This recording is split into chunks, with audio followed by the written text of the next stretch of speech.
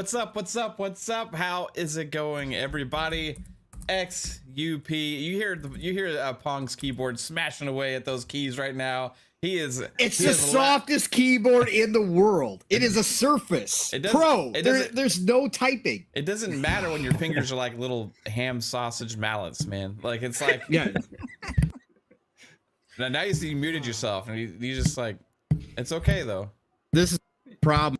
I'm gonna do this, and I'm just going in. Oh, that's great, man. Hey, it's okay. You know, like if you want to type away, I don't mind. You know what I mean? I don't know if the audience minds or not. The audience will have to let me know if they mind hearing the keyboard. You know. But what's up, everybody? This is XUP, episode number 99. Ooh, one more episode. Yeah. This is one episode away from 100. Yeah. So we're gonna have some fun today, and we're gonna discuss lots of these awesome topics. And joining me, as always, here is some amazing peeps. We'll start off with the Mr. Strong Fingers himself, Pong Soul. What's up, Pong? Why me first? I'm in the middle of typing. But so that way you mute your mic, and then so that way everybody else can get their intros in. What's up? What's up, Pong? How's it going, man? I love you. Yeah, me. Canceling me Thursdays, no, PM and the PM now. It's over with. Are you? Okay. No, it's great to be here outside of Mav. Whatever. Listen, fam, it's great to be here. It's Friday night, end of the week. It's been a long ass week. Chat, you guys are all looking amazing. Thank you all for joining us as always. Mav had a nice little speech last night. If you want to go check that out on PM and the PM after the show, where he said a lot of the stuff that we always do, but he definitely laid it out perfectly as to what you guys mean to us, and that whether you're here live, whether you listen to us in the future, whether you lurk and never chat, it doesn't matter. Whether you check us out for 5 seconds and say, nope, you all are stupid, and leave, we're cool with that, okay? We still appreciate you, each and every one. So thank you all for being here. We got some topics, man. We had some things happen and go down. Shout out to In Exile. I know you guys have probably never watched this show, but if any of you devs at In Exile, please spread the word. You guys have one of the best social medias out there as far as the devs go. You guys are always on top of things, and you did brilliant today with your little jab dig, whatever you want to call it, at IGN and the rest of the clowns out there in journalism world that decided to make Phil Spencer actually liking games a thing. Okay, so yeah, nice job In Exile. But otherwise, let's get down to business. We got a lot to talk about. Heck yeah, man. All right, you can type away again, Pong. Psychonauts, what's up? Now. What's up, the amazing mellow fellow from outer space, Psycho? How's it going? How's it going, dude? I am doing fantastic. How is everybody's Friday going? What have y'all been doing? What are you guys doing? What's up? Just chilling, man. We're having a podcast. What are you doing? You've been playing anything, or? Yeah, I've been playing a lot. I've been playing as Dusk Falls, which surprised the fuck out of me, and a lot of other people that thought, it's whatever. Great freaking story. Can't wait to share that in the coming weeks when we kind of share our playthrough together. So I can't wait for that. Other than that, I've been playing the Garden Story. I don't know if you've seen that. You play as a little Concord grape. Yeah, I know Jasper. I started raving about it. Was he? Okay. Yeah. Oh yeah. He was like, dude, you need to play this Concord grape. It is. Yeah, it was awesome. So. Okay. Hey, Psycho. Yeah. Did you notice that the director of Dusk Falls liked my latest tweet as well when I finished with 2? What? Did you put it in the DMs? No, because Psycho was bragging that she liked his before, but now she liked mine this time. So we're both even now. Wow. But Psycho liked Phil Spencer liked one of Psycho's tweets last week. Yeah. So, he did? Yeah, that's even above and Oh, beyond. you didn't hear about that? No, I didn't hear about that. Oh, you haven't? Yeah. No. I was like, yeah, great.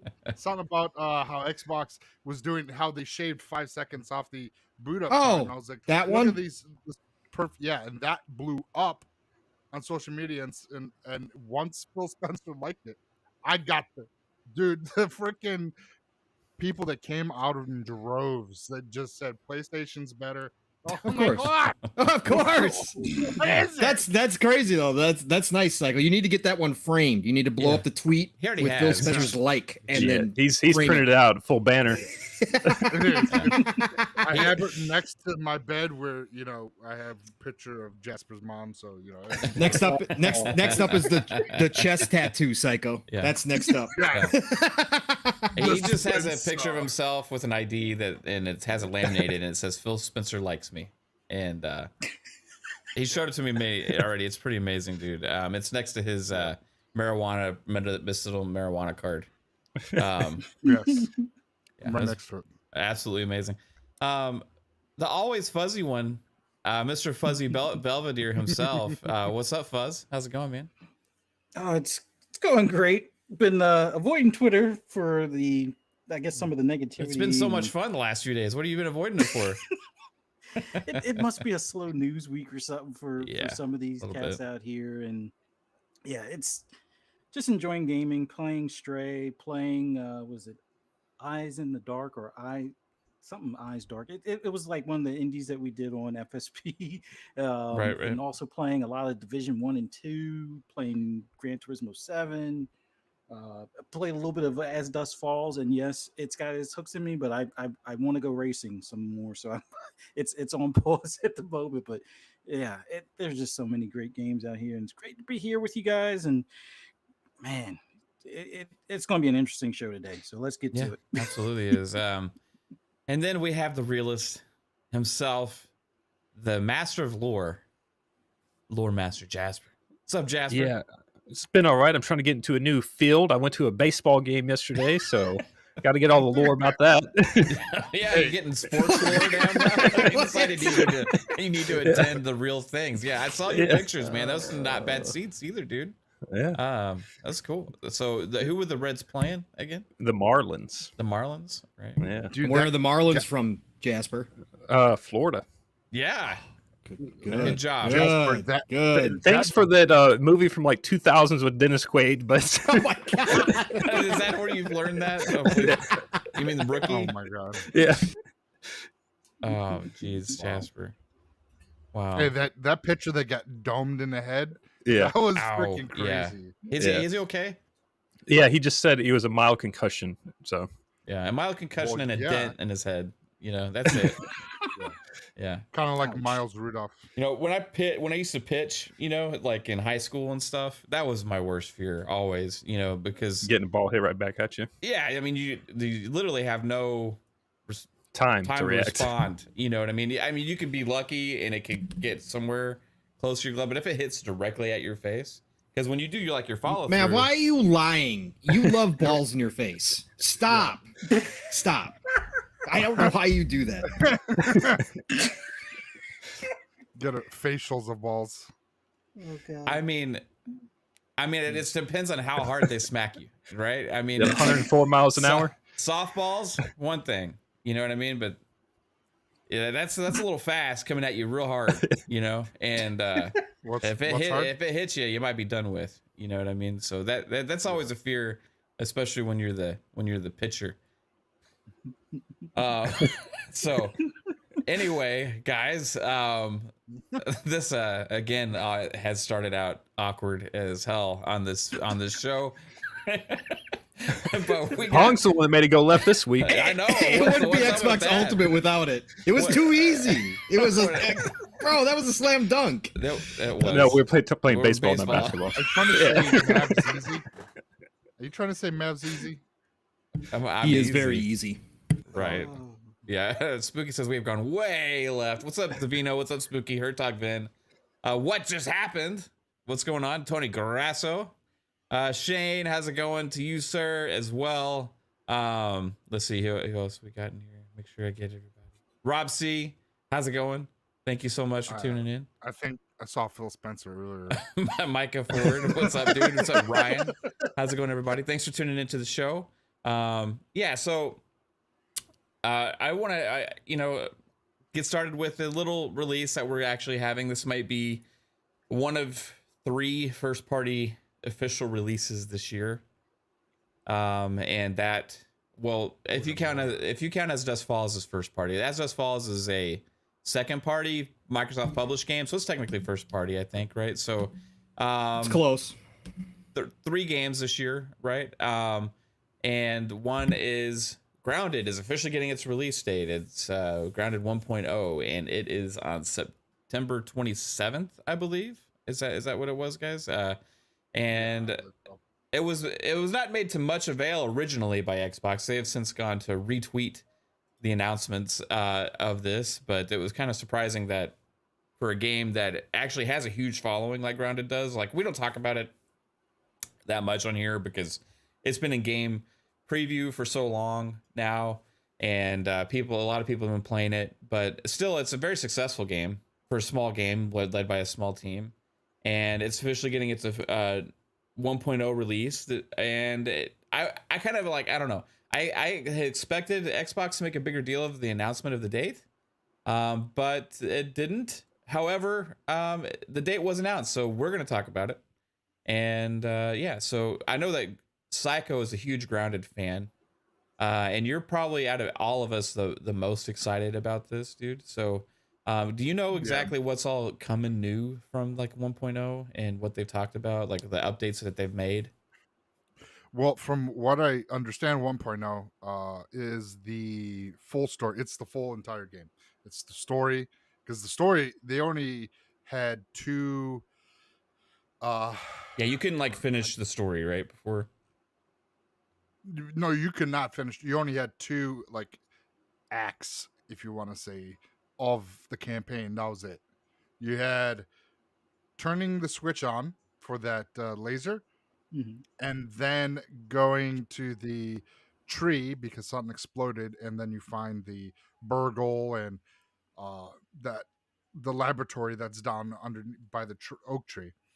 And so now that with 1.0 comes out, it's the entire story. So that is what has me excited the most. I know if Lupa is here right now, because me and Lupa put in hours upon hours. I know she was playing with Colt and his kids have been playing it. It's just been fun. Up to this point, we've had like Shroom and Doom update, which was the you can forage for mushrooms, and they put the brood mother spider in it, so it's like a big boss, and she is a pain in the behind. And they added mosquitoes. There's so much that they've done to this game since when it first launched.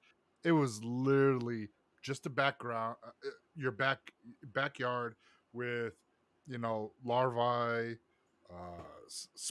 2 spiders, so a couple of little insects, and you can build from grass and weeds. That was the extent. And then Shroom and Doom, they gave you can do fortifications with mushrooms, so you can build like castle style buildings. They've added different architectural things, so you can now like really get in depth with the base building and things like that. There's other traps that you can leave out for bugs to catch those, and it's like a survival game, but you're in the backyard. There's like that Honey I Shrunk the Kids vibe going, and it's just like good, clean humor. But if you like a survival based building type game, it's really fun. You need to try it out. I know Lupa she loved it. Every time we were playing, that's all we did. It was just Grounded. Yeah. Right on, man. Yeah, it's a fun game to play. One thing I would like to say about Grounded too is they kind of done it right. Like a lot of these games like Grounded, live service type games come out, and I expect Grounded is going to keep getting updates over time, right? I don't know exactly how supported it's going to be. I would think pretty well, because it's been up to this point, and I think it's one of the things that makes that game kind of special. They released in preview without a lot of content, right? Whereas a lot of these big AAA, like free-to-play games from all these different publishers launch, like, yeah, huge announcement launch, and they launch, and like it's supposed to be a full release, and they have like a sliver of the content that's expected, and then they grow, and then they don't even meet the demands of the content over time, right? And where Grounded did it differently is they knew where they were going to be, but they actually delivered on content more than a lot of these other games that aren't even in preview, right? And now, like you said, it's how long ago did preview come out? Like 2 years ago, I think. Like Preview, a year and it a was half. like during COVID, so 20, about 2 years Yeah. almost. Yeah, July 2020 maybe. Yeah, so yeah, it's like 2 Yeah, years. something like that. They've come out with Yeah. pretty steady updates and content over that course of 2 years, Mhm. and it's a completely, like you said, it's a completely different game now. And now they're officially launching it with 1.0, with the expectations that this is our complete experience, right? And then anybody that goes and buys that now is going to be probably fully satisfied with what they have to offer. So I think they did a good job with that. Yeah, it's just crazy that from what it started to what it was to where it is now, the content they kept putting out and just updating and getting real feedback. Like they're the one it's like a very long beta test. Yeah. And the best thing is that the community has put they have reported so many bugs. Get it? So many like There's a little spider. things that they've tweaked this game to the point where it's like it really is it's just really well done. Do you And, have to start a new world every time they put out a big update like that? depending when the last time you played, if you get too far behind in the updates, yes, but if you kept your updates up to date, they went with you, you know what I'm saying? Okay. Because it you're getting the updates it needed. It was just say if you waited like let's say 3 or 4 patches that have gone by, it says that that the game could be broken because of all the fixes that they did, that because the state of where that save is different from where the game is then. So but other than that, yeah, it's like I had one world that me and Lupa pretty much up until before her surgery, we were pretty much playing that, so it was pretty constant. So it's great fun. Just really like what it's become. And it's 4-player co-op, so it's like even now what I would love to see is like being able to go into others' backyards. Yeah, that'd be pretty like, cool. Yeah, but why does your backyard look just like my backyard? No, that'd be cool though, because like everybody has their own creations and stuff. You know what I mean? I mean, I guess you can, but like if you just play co-op in their game, right? Like they invite you to their game. You're in their backyard, right? So, correct. So, but like, there's no like just walking back and forth in between or whatever. No, that would be cool, because imagine if you Like had, walk under the fence Yeah, to go to their backyard. Yeah. and then you transition to the next player's backyard. That would be really a cool, neat way to do matchmaking if they did that. But Yeah, that'd be cool. They also are making a show out of Grounded now, because it's been popular, it's a success. It's a IP, and like a good IP that Microsoft went ahead and invested in with this small team in Obsidian and everything. And now it's turning into, who knows? It could be. It's not going to be like as big as Minecraft or whatever. Like nothing is, you know what I mean? But it could be another one of those great franchises that has a really large audience, right? That spans, you got people of all ages that are going to enjoy Grounded and that kind of stuff. So I think they did a really good job with this game, and I feel like nobody really talks about it too much, right? Because it's just like one of those ongoing games, like kind of like Sea of Thieves and Grounded and stuff. But it's another really big success, that they have. So It really is. The one thing that with Grounded that it, it's what is it? 8 people that developed this game. So Mhm. 8 people. Yeah, I bet the team's made got this to be game. bigger now, right? Like after No, the, they after kept after they had such a big success, I would think they would have added more people, but maybe not. I don't know. It's always been the same amount of people. They've been because of it's been in the preview for 2 years that they were able to stay on top of Right, a lot small of and the nimble. things. Exactly. Um, So that's just really great. Like Yeah. just 8 people from a studio, and it's just look at what they could do. Yeah. There's And no now- microtransactions or anything in that, is there? No, none. Zero microtransactions. I don't. If they are, I don't even know if they can't. If they will do any microtransactions, because all the armor is like if you have an Yeah. armor, so you can carry more like pieces of grass or whatever.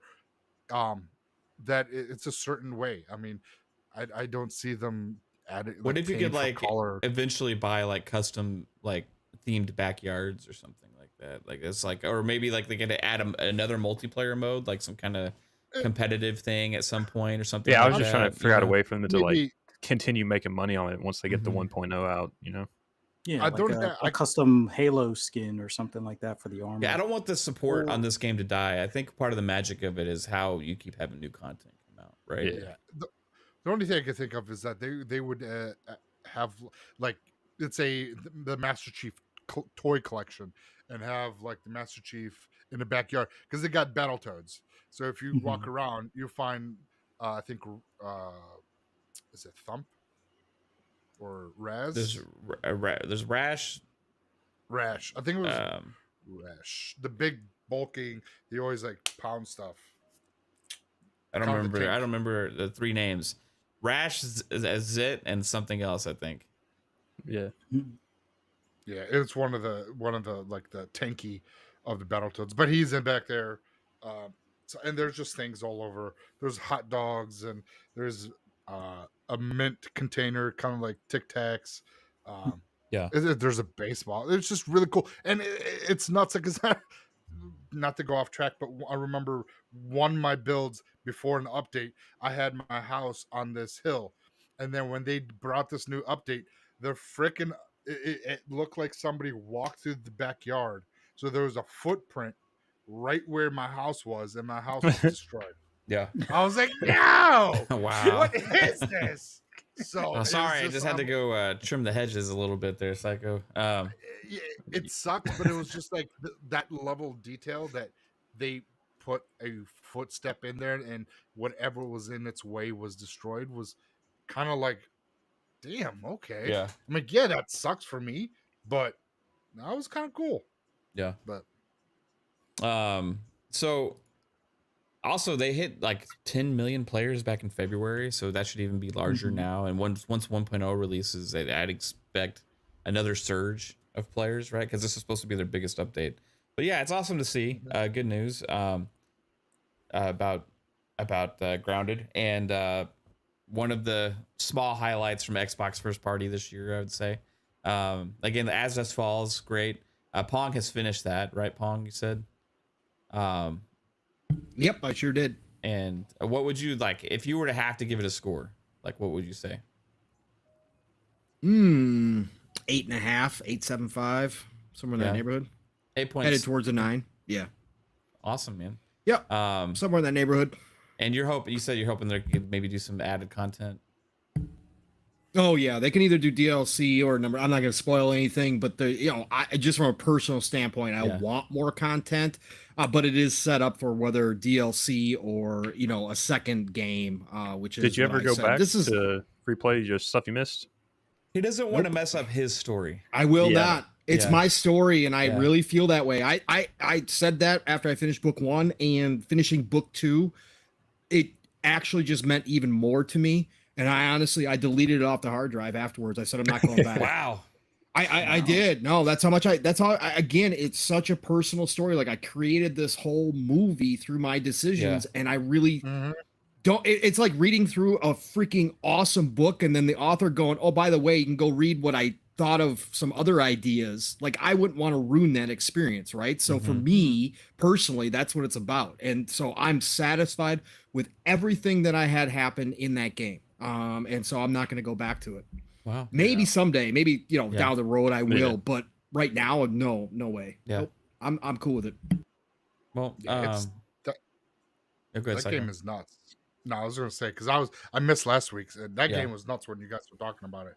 I gave it a 9 Oh, because you of finished it? how yeah, I finished it pretty much. What was it? I rolled credits I think like a week ago or so, Right on. and I was like, holy shit! It was just like the book 1 was so fucking messed up, and I'm like, that kid Jay, I was like, man, this kid's gonna be in therapy for the rest of his fucking life. What I put him through.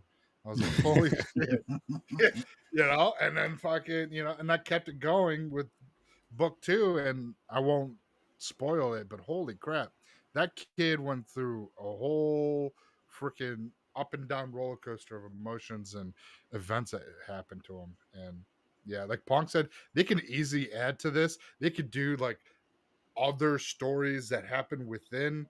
Like this he time goes to a frame. therapist and then someone breaks into his therapist's office, murders the therapist in front of him or something. That's his luck. Yeah, Right. yeah.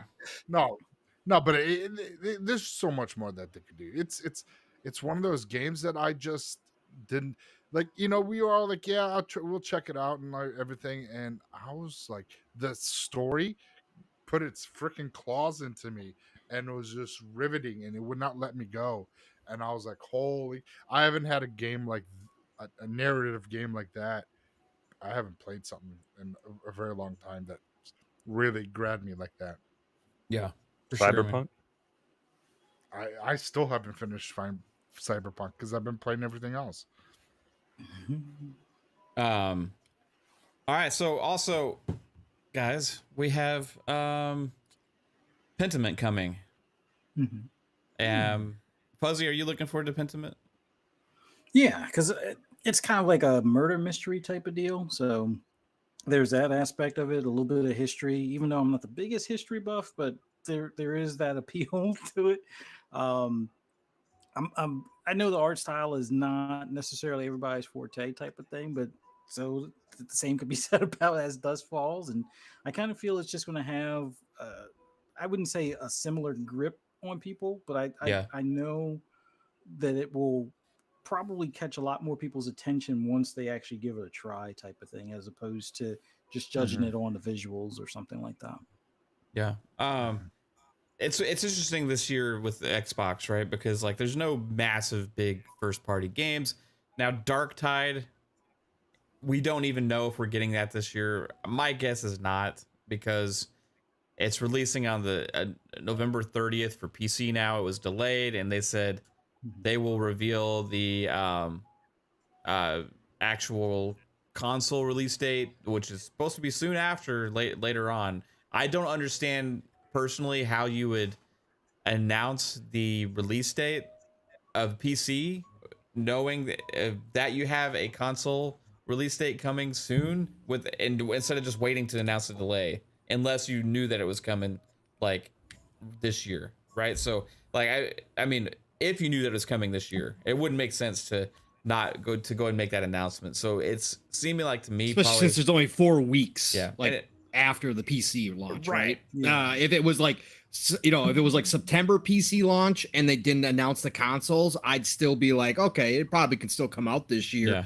They're probably trying to figure out when exactly it's going to come out, but that's months, like 4 weeks. If you don't know when it's coming out within those 4 weeks, I think they're probably leaning to January. You and I talked about that last night too. So yeah. It's 'cause they're probably going to be on or holiday as soon as they February, yeah. release the PC version. So the studio will probably at least wrap it up for the year at that point.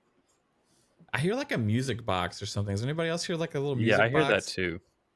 There's like Is somebody listening to like some slow jazz or It sounds like somebody at the mall at one of the pianos playing. That's exactly what it reminds me of. I don't know where that's back in the coming day. from. For all you young people who don't know what malls are anymore, we used to hang out there a lot. Yeah, over the malls. Yeah, we used to have these things called malls where we'd all hang out. Is that inside that place these with big just malls. all the abandoned stores that you just like walk past?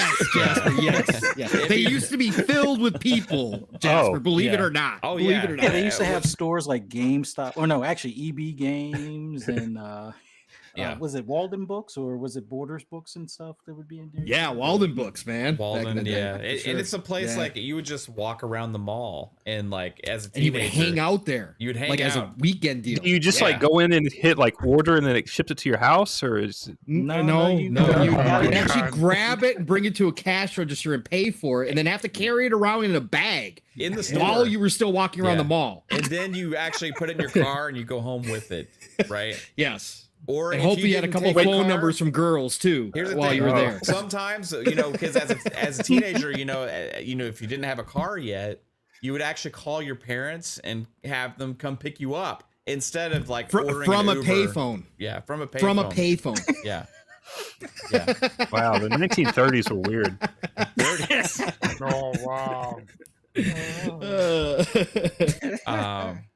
Shout out to malls. I miss malls.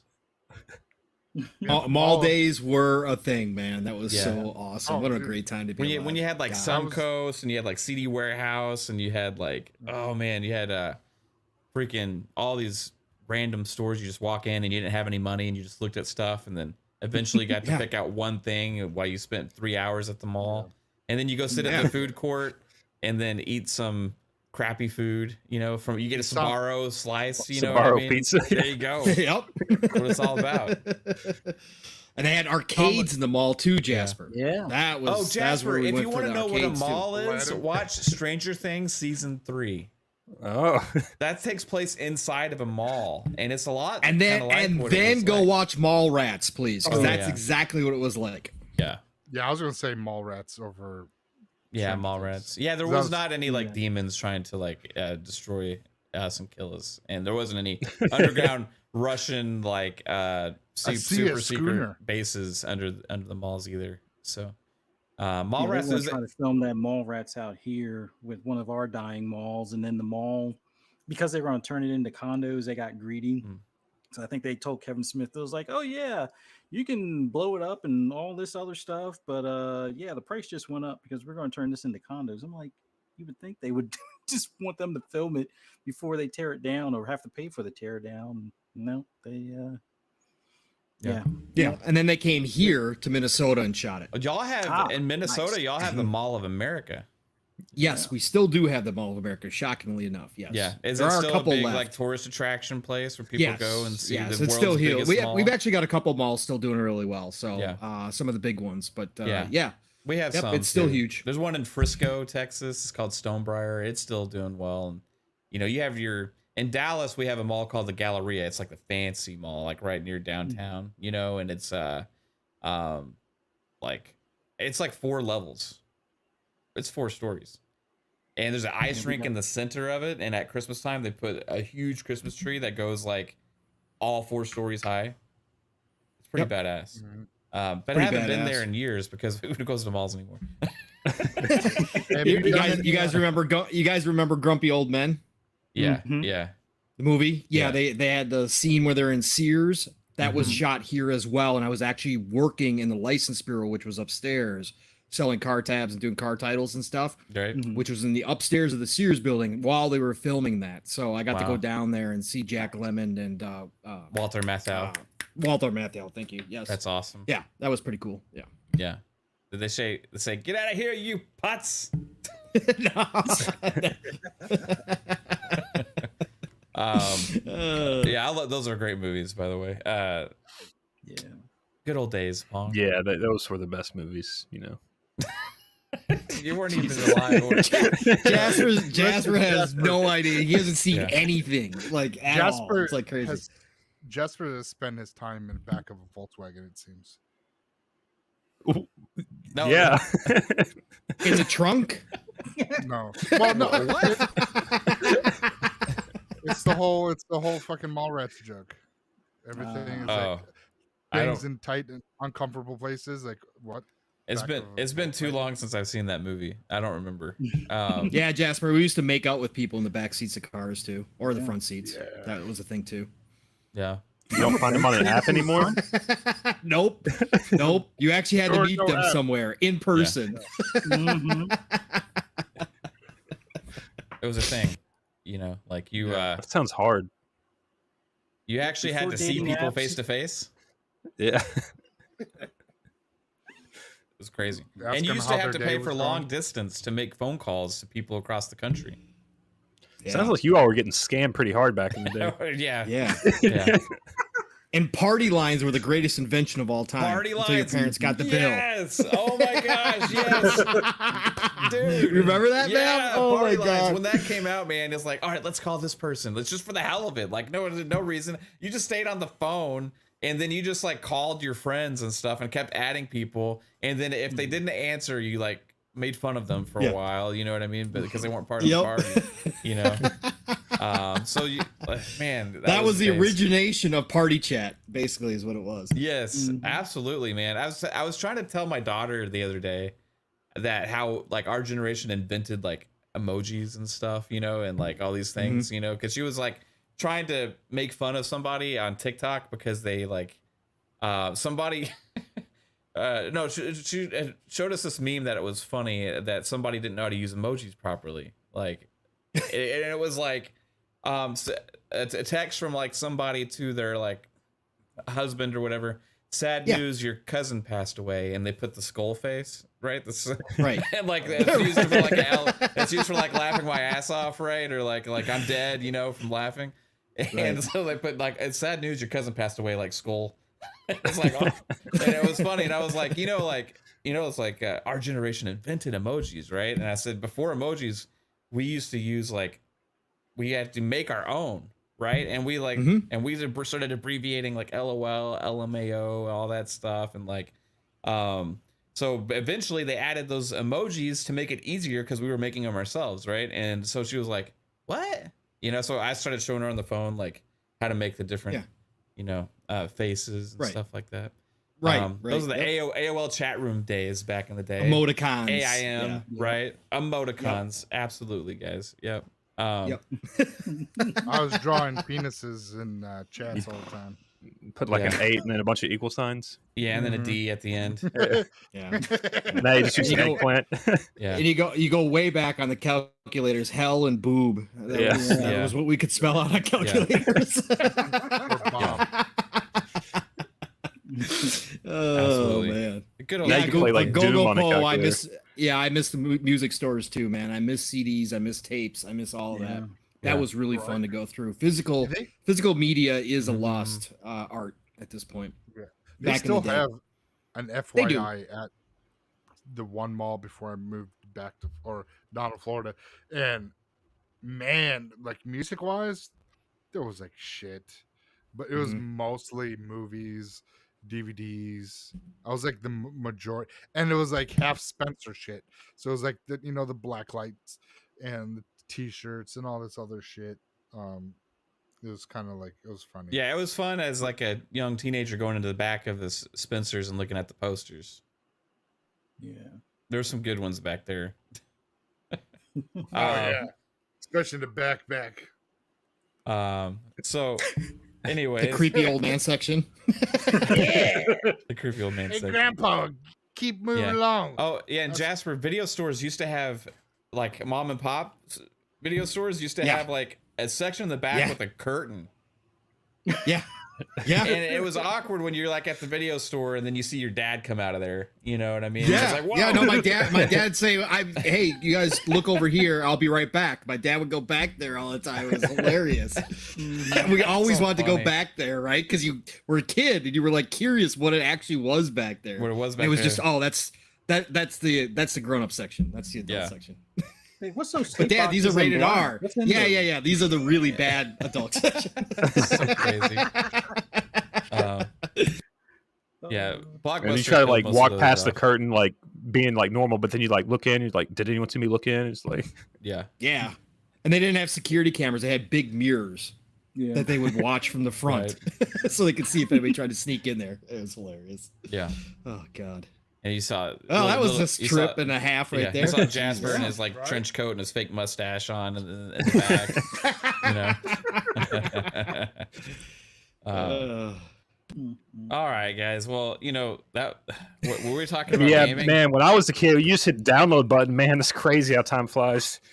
Download button. Oh my God, you wouldn't even believe how long it used to take to try and download a video or even a picture. Oh my gosh, dude. That was the Dial-up. worst. Modem. Yeah, you Don't had to let tie up somebody your pick phone the line. phone. Yeah, the 56K modem. Yeah, nobody could use the phones. It was crazy, man. It'd Hey. take what 4 or 5 hours to download a CD. Jesus. Hey Oh, Pong, yeah, ASL question mark? Are you serious?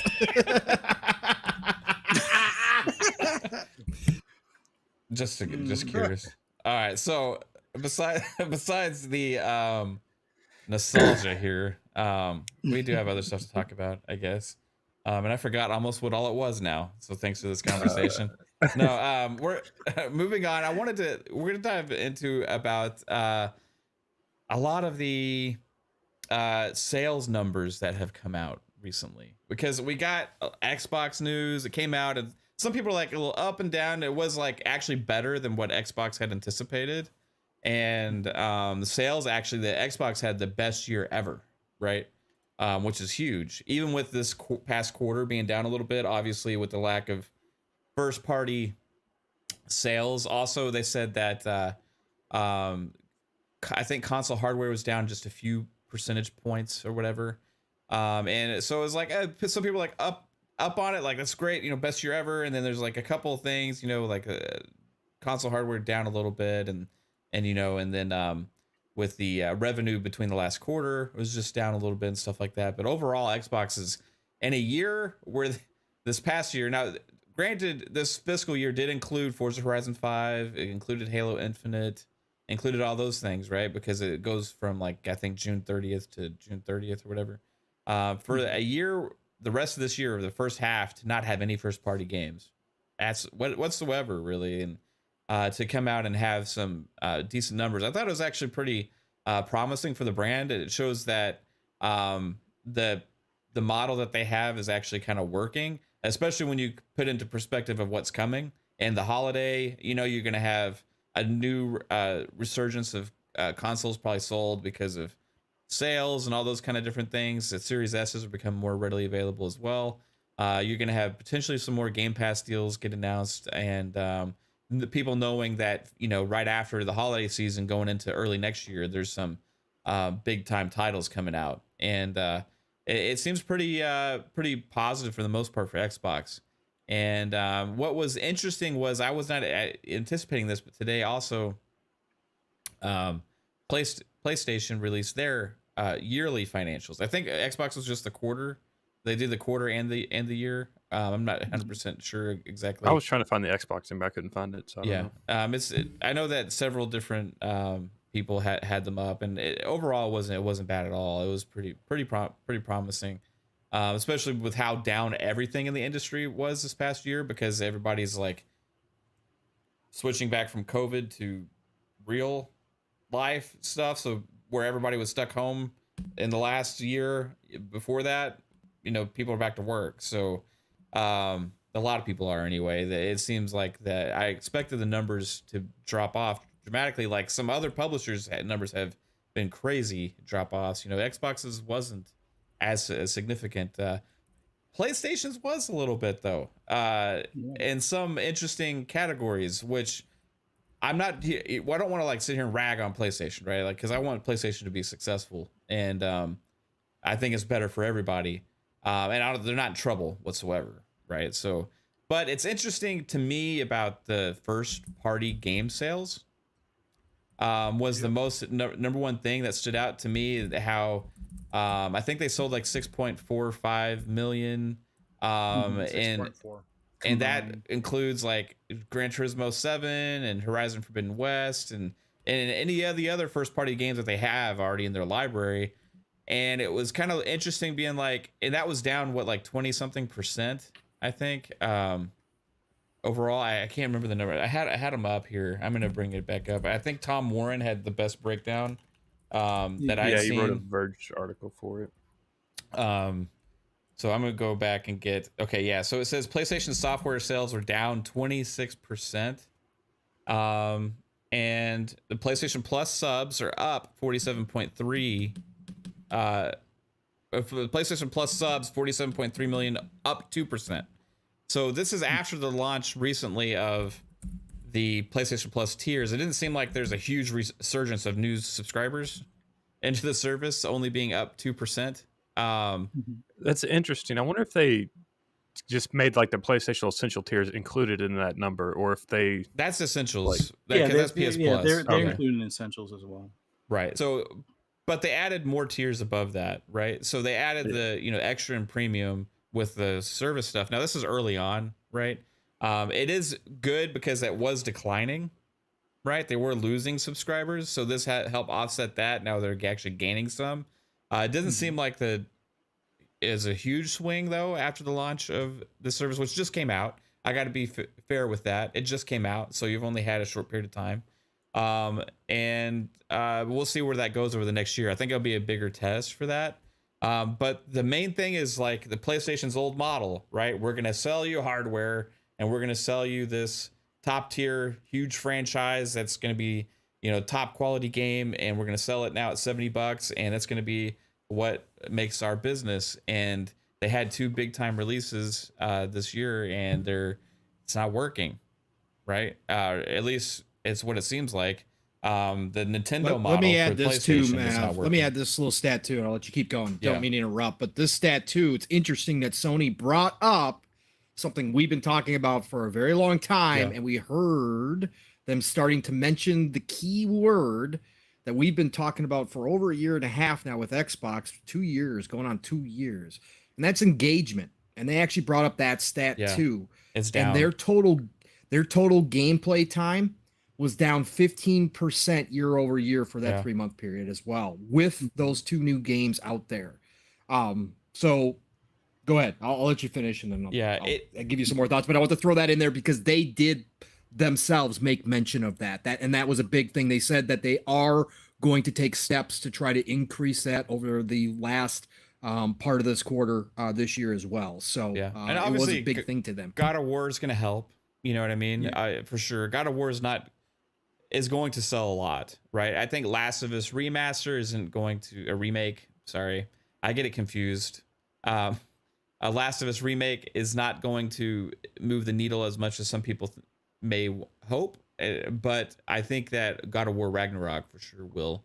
And it's interesting to see kind of where this is going. And now, what do y'all think it is? You think this is why there's kind of looking at Xbox more as like a model that it could be more successful, going to PC, going to multiple platforms, potentially day and date. Now you have your subscription service trying to increase the revenue, recurring revenue type flow, right? That they have coming in now, instead of relying on these games because it's going to be hit or miss, right?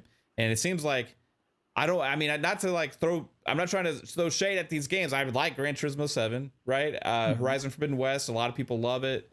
But I don't know if they performed as well as they had expected, right? At all. And if you were relying purely on those kind of things to really sell the brand, I don't know if it's going to work as much as it used to in this day and age where people expect so much out of value and services, right? And especially when you see so much stuff in the pipeline from the competition, value wins. What do we say from the beginning? Like, people are going to vote with their wallets, right? Like, and it's hard to pass up savings, right? It's hard to pass up a good deal. You know what I mean? And you see their market share is decreasing, especially in North America as well, where it's almost a dead even between Xbox and PlayStation this generation. That's a huge swing compared to 2-1 last generation, pretty much, right? So maybe even more than 2-1 by the end of it. Actually, they were like 150 million, and I think Xbox had like 50 to 60 million like Xbox Ones out there at the end of the day. So I mean, that's a pretty big swing when you start going about even Well, I mean, You know. now PlayStation's finally going to start getting sales out of me because their games are going to PC. Like, I just Right. never buy a PlayStation because I would just use it for the exclusives because I play everything else on Xbox. So it's like I never justify buying a PlayStation because just for like a few games. But now since they're coming to PC, I'm going to actually start buying games. So Sony's going to start getting my money now. Like I'm going to get Spider-Man next month. It's interesting, right? It Yeah. seems like that model is going to work potentially. You know what I mean? They make more money, right? And sell more places and allow more people to buy your games. And I don't know, like some people don't like it though. Some people feel less special, right? Yeah, Jim doesn't care about those people as much as they like to think he does. Actually, a lot of them are mad at Jim because he doesn't care about them and he keeps doing things that they don't like. Well, too bad.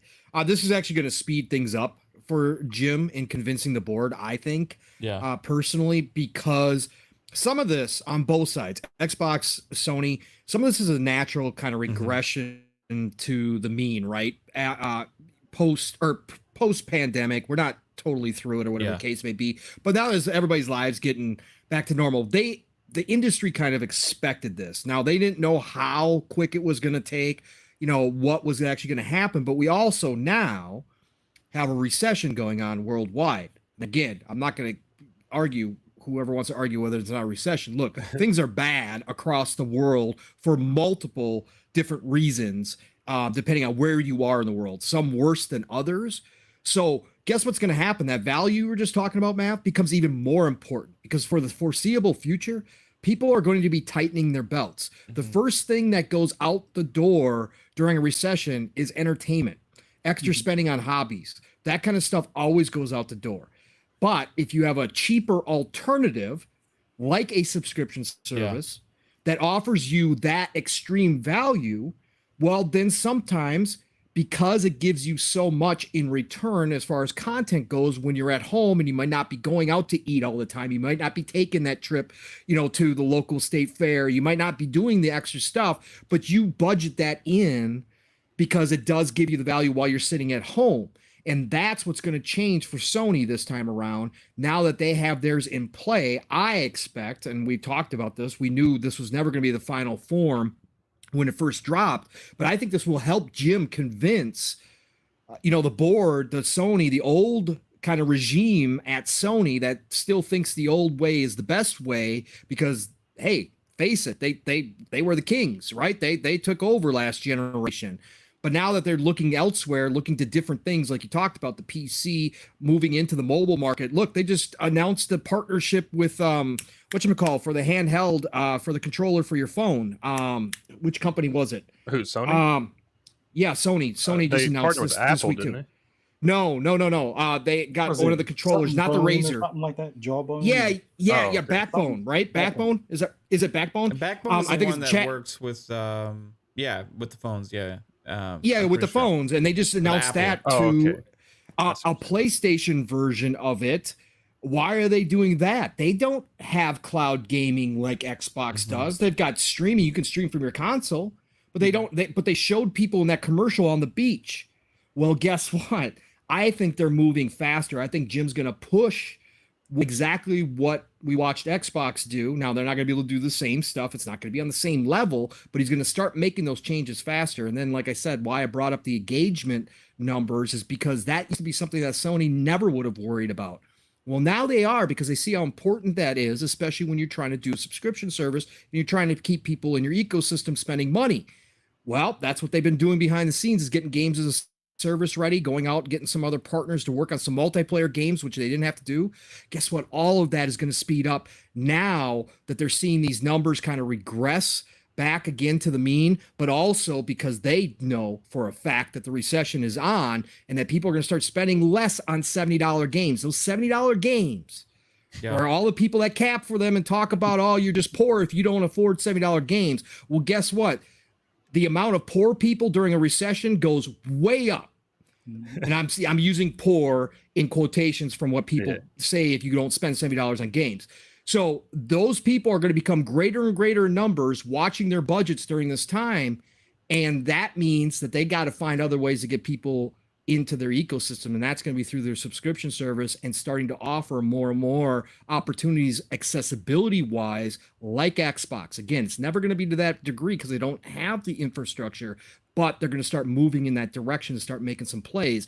That's where I see Sony going here. So I definitely see this as a kind of future look as to what we're going to see over the next year, 2 years from Sony, where they're going to put their focus. It's not going to be so much on that $70 AAA. Yeah, they're still going to be there. They got them in the works, but they're going to really start focusing and relying on those games as a service and those multiplayer games and those the little problem experiences. is they're too late because They are late. Recessions now, then that's year Right, too but late. it's It's gonna not going be- to matter. It's going to be here for a while, Yeah, though. This yeah, one could be big too, really big. So, but we're not going to get into that. But this could be really bad, depending on how a couple things go. So, but I think Sony's looking at that, and Jim's going to push his advantage right now to influence the Sony higher ups to say, look, we got to go. We got to move now. So I think that's what you're going to see out of this. Yeah. And they are now, granted, they're making some dumbass decisions like Yakuza. You know, I don't understand that whole thing that they're doing where they're trying to separate the games in between the premium and extra tier. Like, that's not what they originally had kind of promoted to people with their subscription service. That it was more about premium was PS1, PS2, PS3 games and stuff like that. Now they got PS4 games in there, and maybe they're trying to skate by because they're technically remasters of PS2 games, right? I don't really understand that whole thing.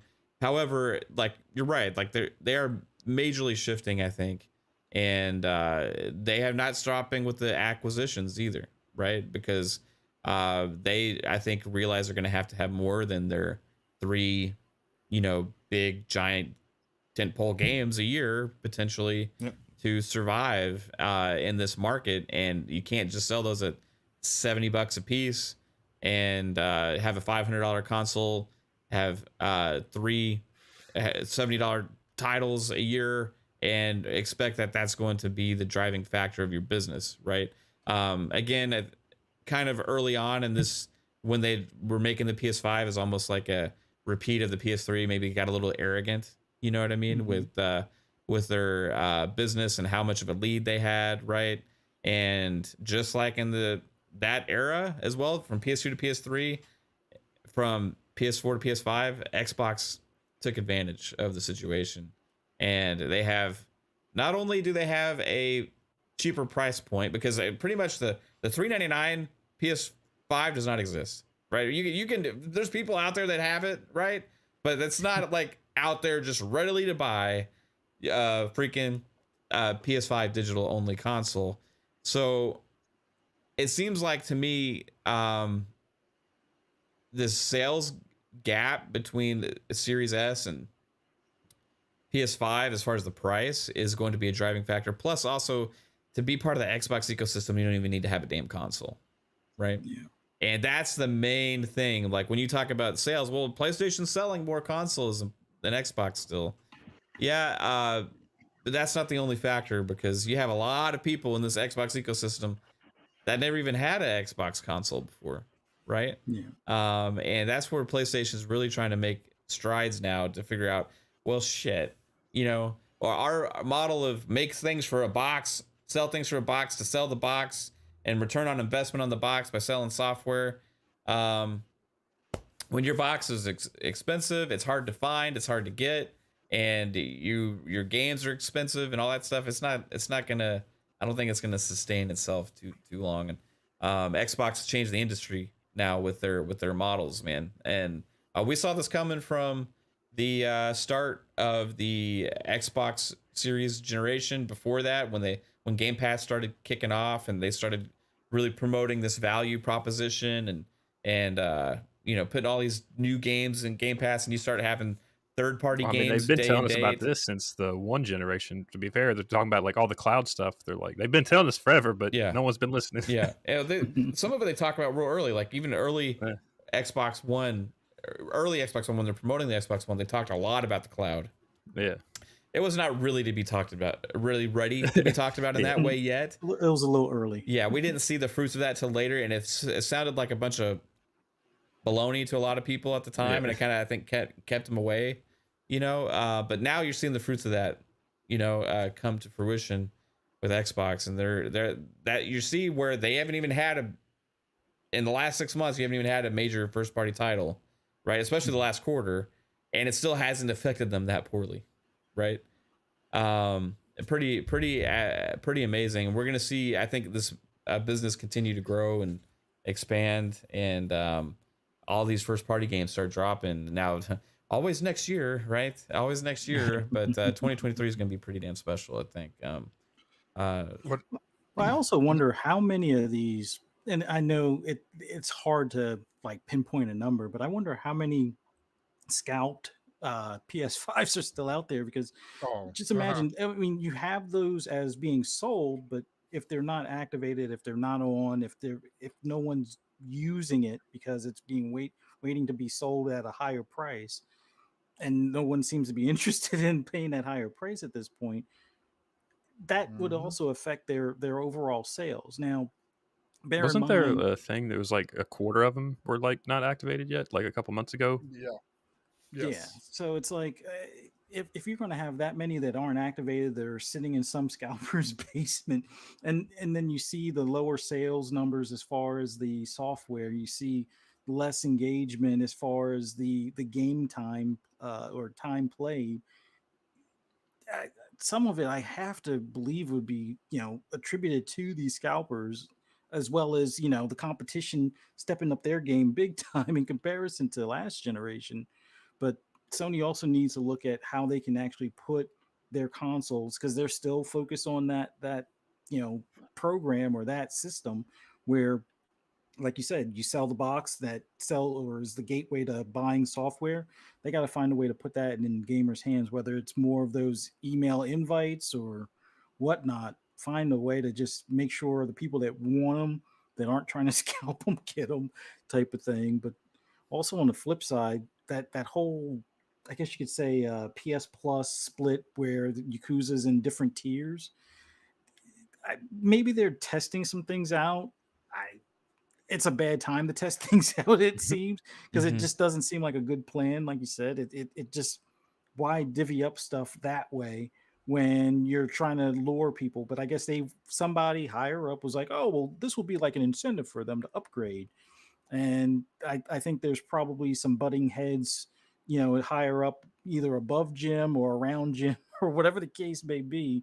And some of these weird experiments, it seems that they keep on trying here and there, keep popping up, type of thing. Like almost like the upgrade debacle that they had for the premium tiers and whatnot. Oh, well, they'll charge you the difference. But why are you bothering that when you're just gonna, not really inflate the numbers? But if people are in a higher tier, then more than likely they'll be locked into that higher tier after that upgrade expires. So, but Sony, I kind of predicted that this was going to be like a PS3 style or PS3 like, generation for them. And I just want them to hurry up and do the PC, day and date stuff on some of their games. Like, at this point, it can't really hurt them any worse than they're hurting themselves.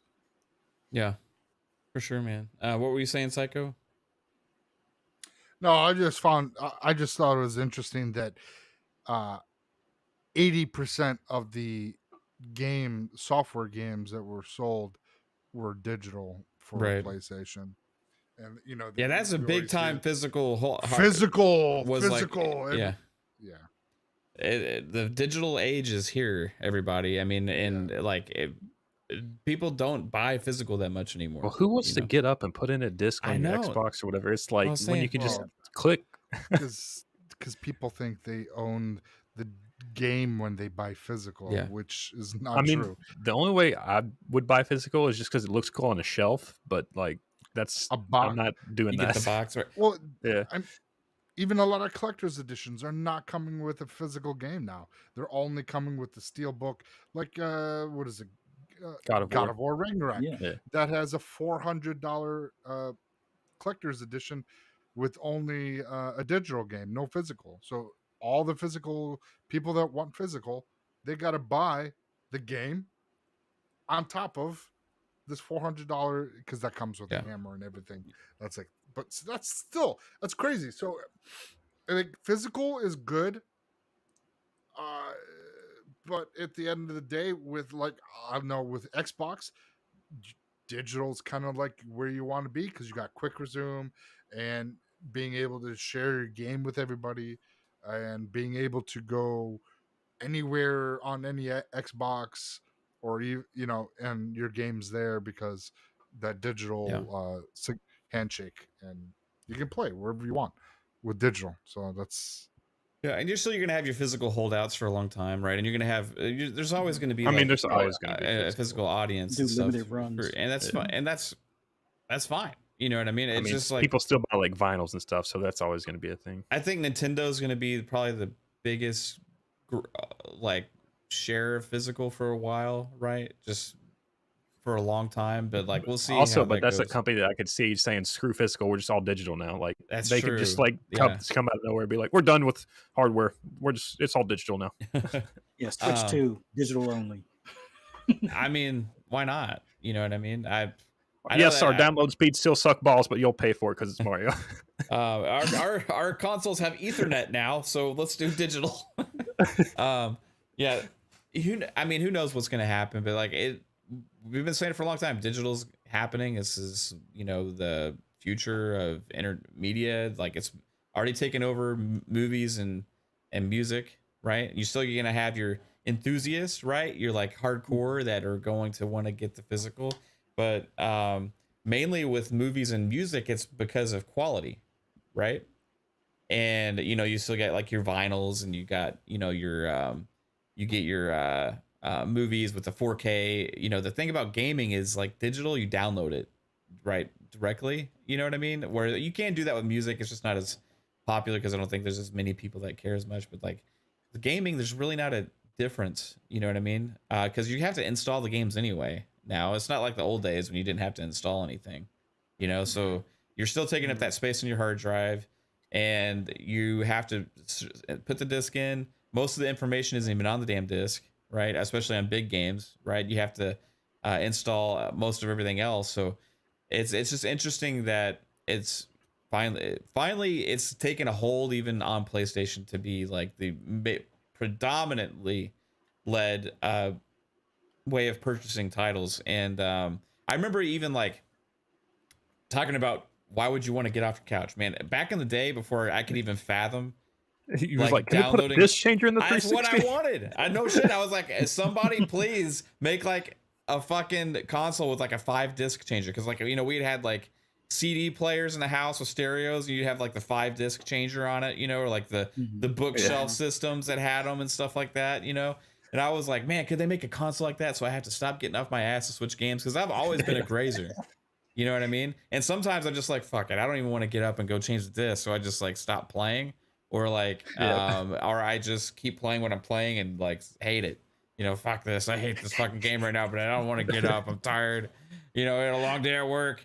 Will somebody go change the game for me? But then you don't trust them because you're afraid they're going to scratch your damn disc. Right. So no, you gotta do it. And the whole game sharing thing, that was always bullshit. I never let anybody borrow any of my damn games because if I did, I know how my friends handled the damn games. I would go over to their house and I would see them on top of their fucking TV stands and like a stack, and like just kind of scattered. You're the fucking person that goes to Blockbuster and makes it rub on concrete before I buy it, so it doesn't work. And I would cigarette ashes all over them. Yeah, they got fucking they use it as a coaster. Scratches all over the place, man. And I was like, my God, how do you guys treat your disc? When I handled the disc, I was like, it goes back in the same case it came out of. Exactly. I mean, I had a book, like a sleeve with like the soft case, stuff, so you could like slide it in and out really easy. Never mess with it, because if you deal with the fucking cases too much, that's how you get scratches. Eventually it'll slip and run across that little middle disc thing, Like GameStop would open up like 3 of my like if I traded in like 10 games, they'd open up the first 3 and be like, oh, you're one of the people that actually takes care of it, and they just wouldn't even check the rest. Right. Yeah. Yes, sir. That's the way it always was. And that was one of the first things I taught my kid too, was how to handle a disc when he was little. Because kids are terrible, but I was at work and he'd be playing. So that was one of the first things. Like he was afraid because I sat him down so many times. I was like, no, that's not how we do it. So then You need to be very careful, put it and then push it down until it clicked, and then close the case nicely and put it back. And I'm like, yes, okay, all right. Yeah. Now I can trust you. Yeah. Yeah. I mean, because it's a $60 thing you were handing out. Yeah. Yeah. You know, it's not like a CD. You know, you lent to somebody a CD, it's $10, $15, right? You know what I mean? Lend somebody a game, you're lending them $60, especially if it's like a newer game or whatever. And it's like, man, you get that game back scratched, it'll end a friendship. Mhm. It'll end a friendship. Like, put that game you You disc. remember when the 360s were eating discs? Oh my god. Yeah. If you put it on its side, Remember it that when like, they would slip. bounce Yeah. and you could hear it in their grind, and it was like, oh, Well, people would do it when it was running, and they would like Yep. flip it up Yeah. while the disc was running. And even Yeah. like I was Yeah. like, why would you do that? Like, it was so bad. yeah, you could Oh, hear it. God. It was bad. Yeah, you're Mhm. right, man. But speaking of, like, remember back in the day on PS1, turning your PlayStation upside down to get the disc to read? Anybody else Yep, do I that? had to do here? that with Dreamcast too. Dreamcast I had to do that with Yeah. as well. I had a couple Dreamcasts that I had to do that too. But yeah, all the time you had to flip it upside down. That Yeah. was the new blow in the cartridge, right? Yeah, my disc tray and my Series X, I will probably stop working because it's not getting enough use.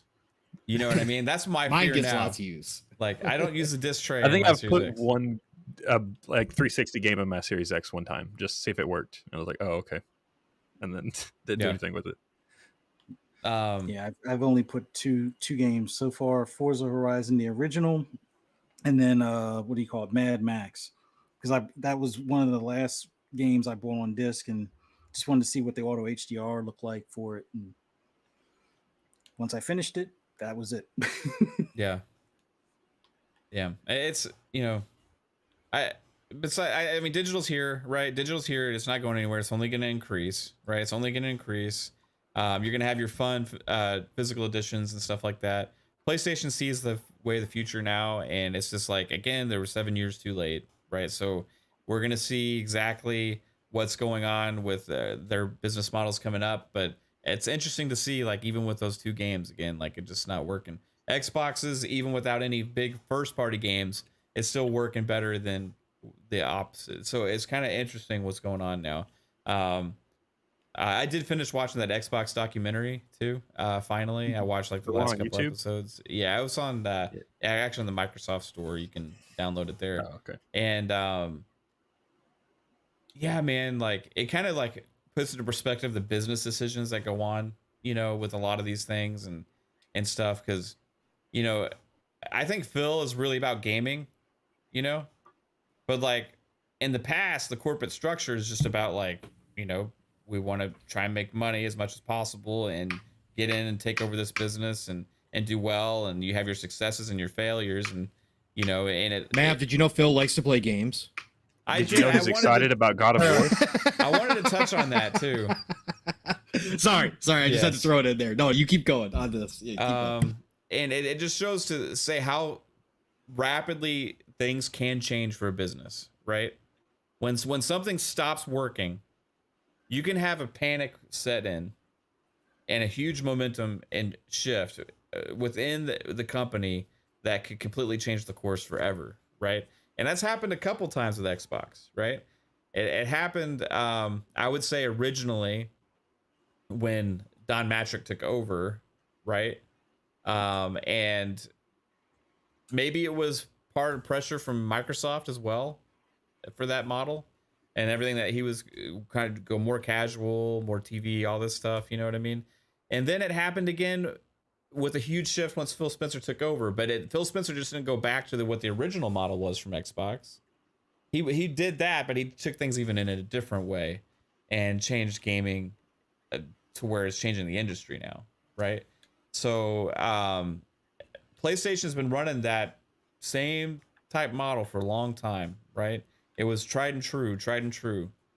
Well, in this digital age, though, now, where access across all these different devices and all these different things, technology has caught up to that point to where not necessarily that model isn't going to necessarily work anymore. And I think that's why you're seeing them kind of begrudgingly shift their model now. And the more reports that come out like that, you're going to see even more faster momentum and movement into that model. But it's also good for Sony because it also can make them way bigger and better than they ever were before, right? The last holdout will be Nintendo. Again, they'll probably have they're kind of like a toy brand at this point, so they'll always have their their little niche. That's It'll be like Fisher Price at the end of the day. Yeah. Just hand it It's to a your different kid. category now. Like you'll see it next to the VTech Leapfrog machines and shit like that in the the toy aisle. Well, never mind. Toys R Us is gone. So shit.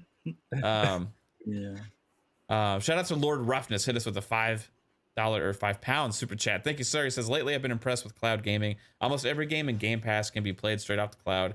Series S storage, not a problem. Yeah, I've been playing some xCloud on Steam Deck. Been fantastic. It's absolutely crazy being able to play your games anywhere. Who would have ever thought, right? But yeah, let's get into this Phil Spencer tweet or this Phil Spencer interview or whatever. He mentioned that he was really excited for God of War. No, yeah, it was Ragnarok. off the Xbox tweet. Yeah. Off the Xbox tweet. Oh yeah, It was the response one where they first game. Yeah, exactly. Oh, yeah, first yeah. game, last game. He said God of War Ragnarok, right? Yeah. And then you was had the one he was looking forward to next. Then you had publications like IGN run full articles about this. Because what else are they going to talk about? Yeah, they didn't do slow anything news. when Barlog was saying he wanted to play Starfield. It was his most anticipated game, but I guess because he only runs a studio or is like a studio head. It's not the same position. Yeah, and Kumbaya Phil, that's been going around journalists for a long time, so they love that console war stuff. It gives them clicks, so anytime Phil does something like this, they're gonna run. It's crazy. Yeah. And again, thanks Lord Roughness. Appreciate that, dude. Yeah, it's crazy, man. Like, yeah, In Exile's T was great, but like, how did this blow up to become like art? Like, I understand it's like console war shit or whatever. But apparently also like Xbox doesn't mind console wars in the past according to Peter Moore, which drives sales and stuff like that. Right. But yeah, I know Phil's not a fan of the tribalism and stuff as he calls it, and like the picking sides. Right. But obviously it does help business. The more people you have promoting and excited about your brand. Right. And I think that's kind of where that goes. But to have, the executive of the company come out and say, I'm really looking forward to God of War Ragnarok. Guess this guy plays games. You see it. If you're an Xbox gamer and you know his gamer tag, put it up, follow him or whatever, he's playing like almost every day, right? He's one of us, right? That's one of the things the documentary says. Like, he's one of us, right? It's Robbie Bach wasn't. Robbie Bach managed the business well, though. But Robbie Bach took that into consideration and that he needed to understand and learn what the gamers wanted, right? And he did a great. He had his ups and downs with it and stuff like that, but he genuinely cared about being successful with that and trying to hit the tune with the gamers.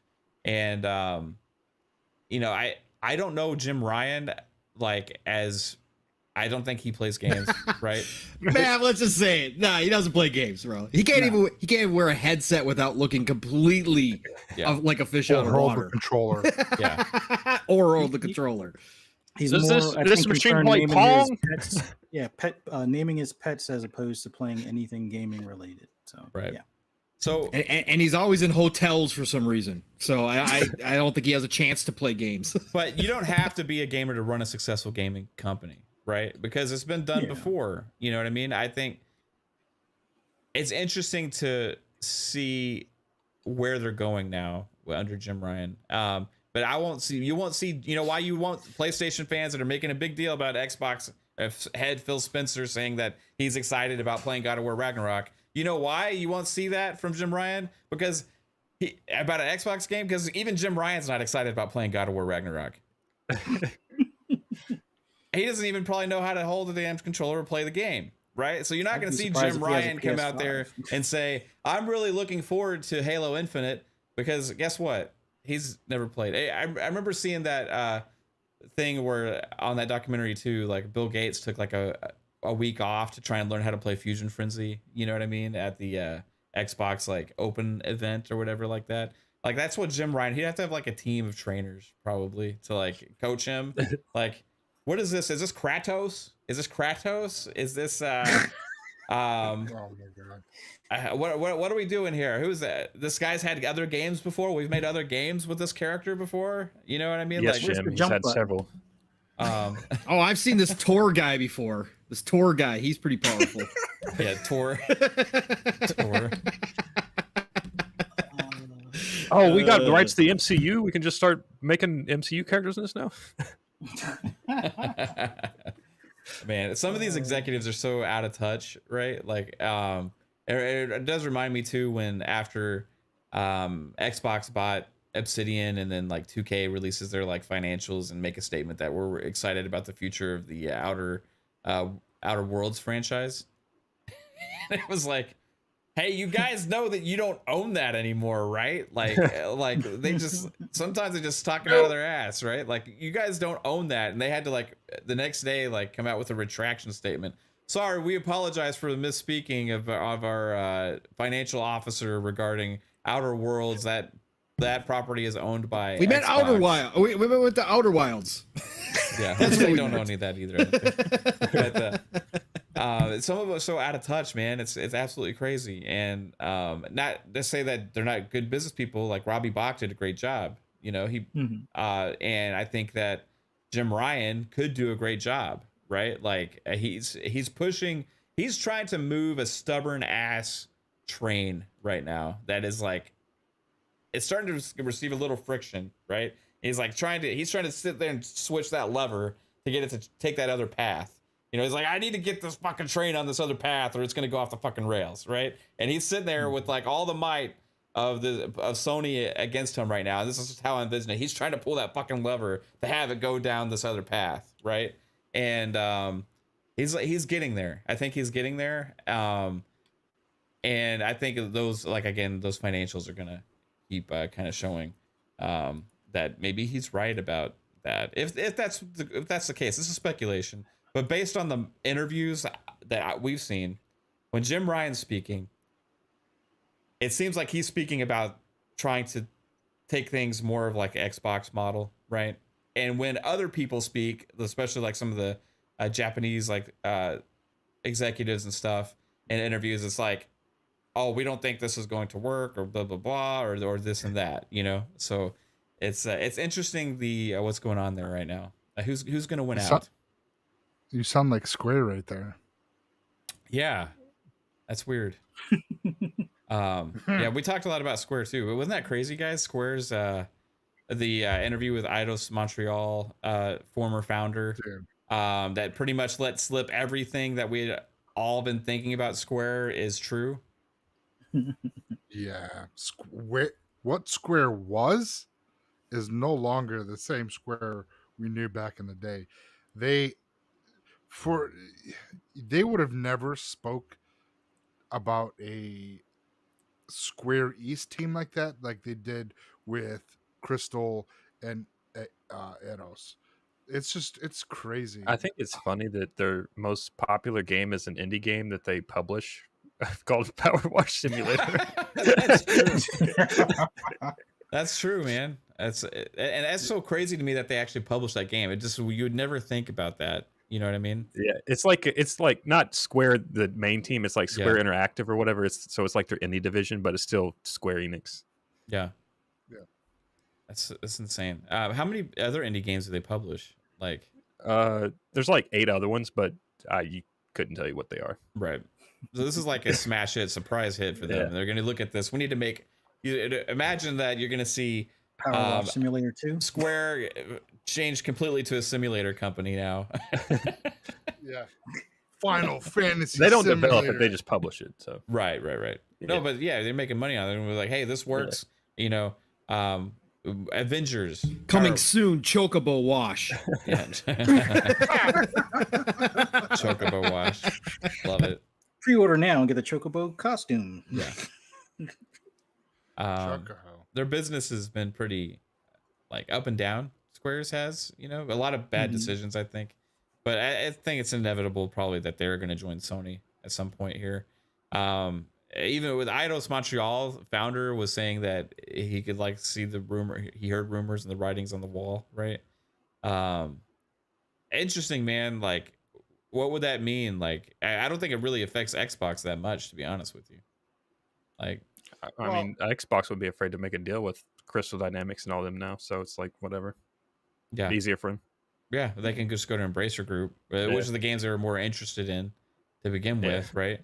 And they already kind of are developing a relationship with Embracer Group now, simply for the fact that they already have an ongoing relationship right now with Crystal Dynamics, right? Yeah. So they got to have some kind of like money exchange or talking or contract stuff or whatever. So that could potentially turn into more, right? And Embracer Group puts a lot of their games on Game Pass anyway, so yeah.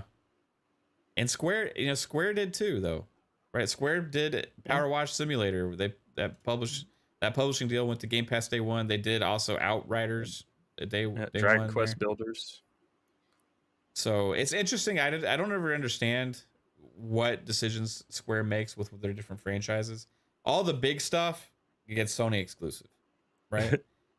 Everything else gets in like Game Pass or something like that, or like timed exclusive on other platforms or Switch exclusive. I think Square really likes exclusives and deals, like upfront money, for their games, and they're just always going to take like what the most they can get up front for whatever one of their projects they have is. Well, that minimizes the risk. It's pretty smart, but it's pretty smart, but it's also less like rewarding on some of your biggest franchises. Yeah.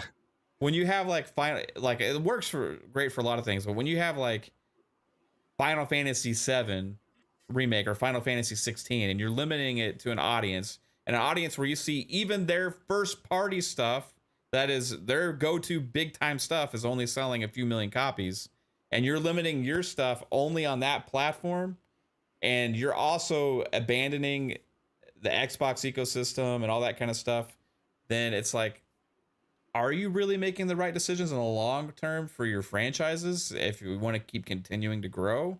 The thing is here, maybe it doesn't matter because maybe they're going to be a PlayStation publisher anyway, right? But I just don't understand that with their bigger games. Even though like I was all for it with Tomb Raider, it isn't not necessarily the best business decision if you could release that everywhere.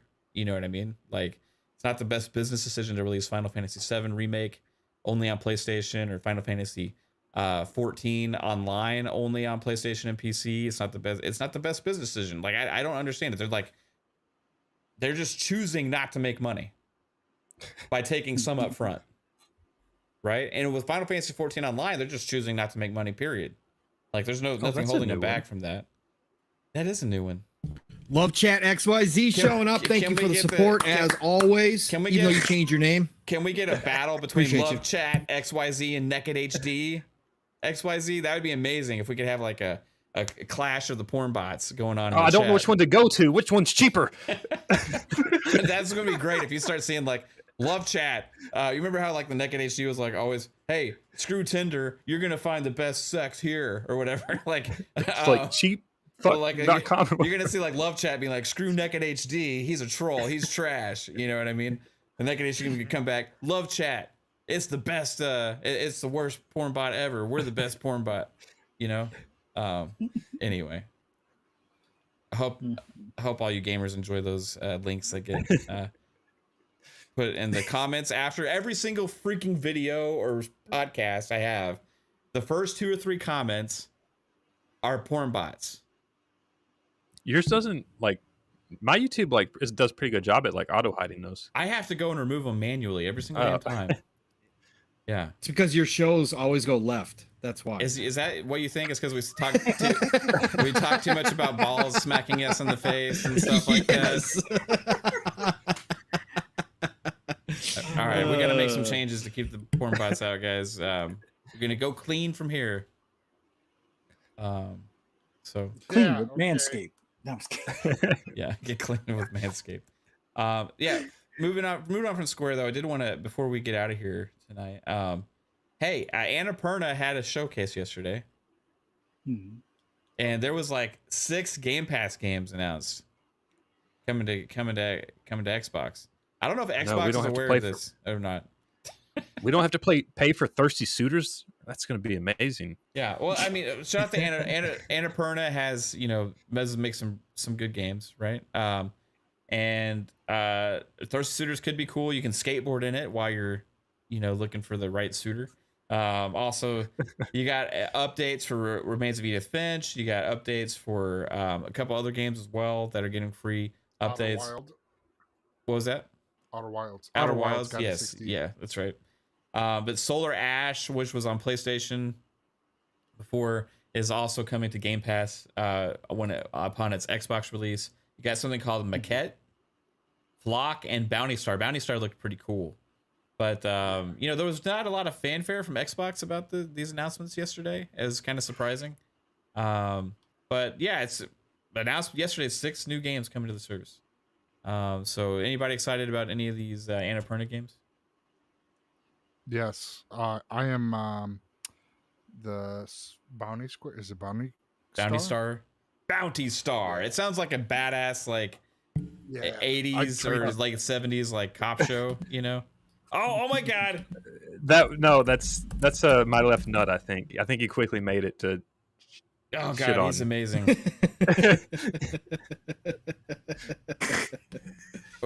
Oh no, I want to see oh okay. At Love Chat, please stop bothering XBU podcast. They have had enough of your rubbish. At least super chat and say hi. I'll bring that up on the screen because he did such a good disguising this that Micah thought it was actually the real bot. So shout out to Micah for yeah, I went to delete it and I read it. I was like, oh, that's not the bot. that's fucking great, dude. And shout out to Micah for the gifted memberships too as well. Oh wow, yeah. Micah just gifted 10 memberships as well. And Alvin Wow, Micah, donated appreciate you, $5 dude. super chat as well. Shout out to both of you. Alvin donated a $5 super chat to the Porn Bot Defense Fund. So Right on. Rico. Yeah. Nice.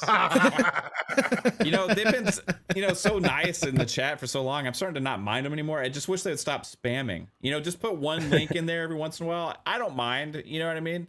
You know, like you put one comment, but you still do like 10. It takes up the whole chat. You know what I mean? So just like do your one. I won't remove you anymore if you just do your one thing. I don't care. You know what I mean?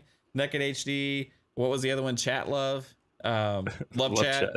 Love Chat. .xyz. We're going to have some fun. Love Chat. All right. That was really weird. Sorry about that, guys. That's got to be like Fark. Love Tony Boat? Grasso said. It does sound a little. That bit was like the Love Boat, yes. Yeah. Okay. Oh, was it? Oh, yeah. You know, Pong actually made a tweet about the Love Boat the other day. Yes, I did. 'Cause somebody Yeah. put together somebody put together a clip from a bunch of the beginnings of the show where they show the guest appearances from all the celebs.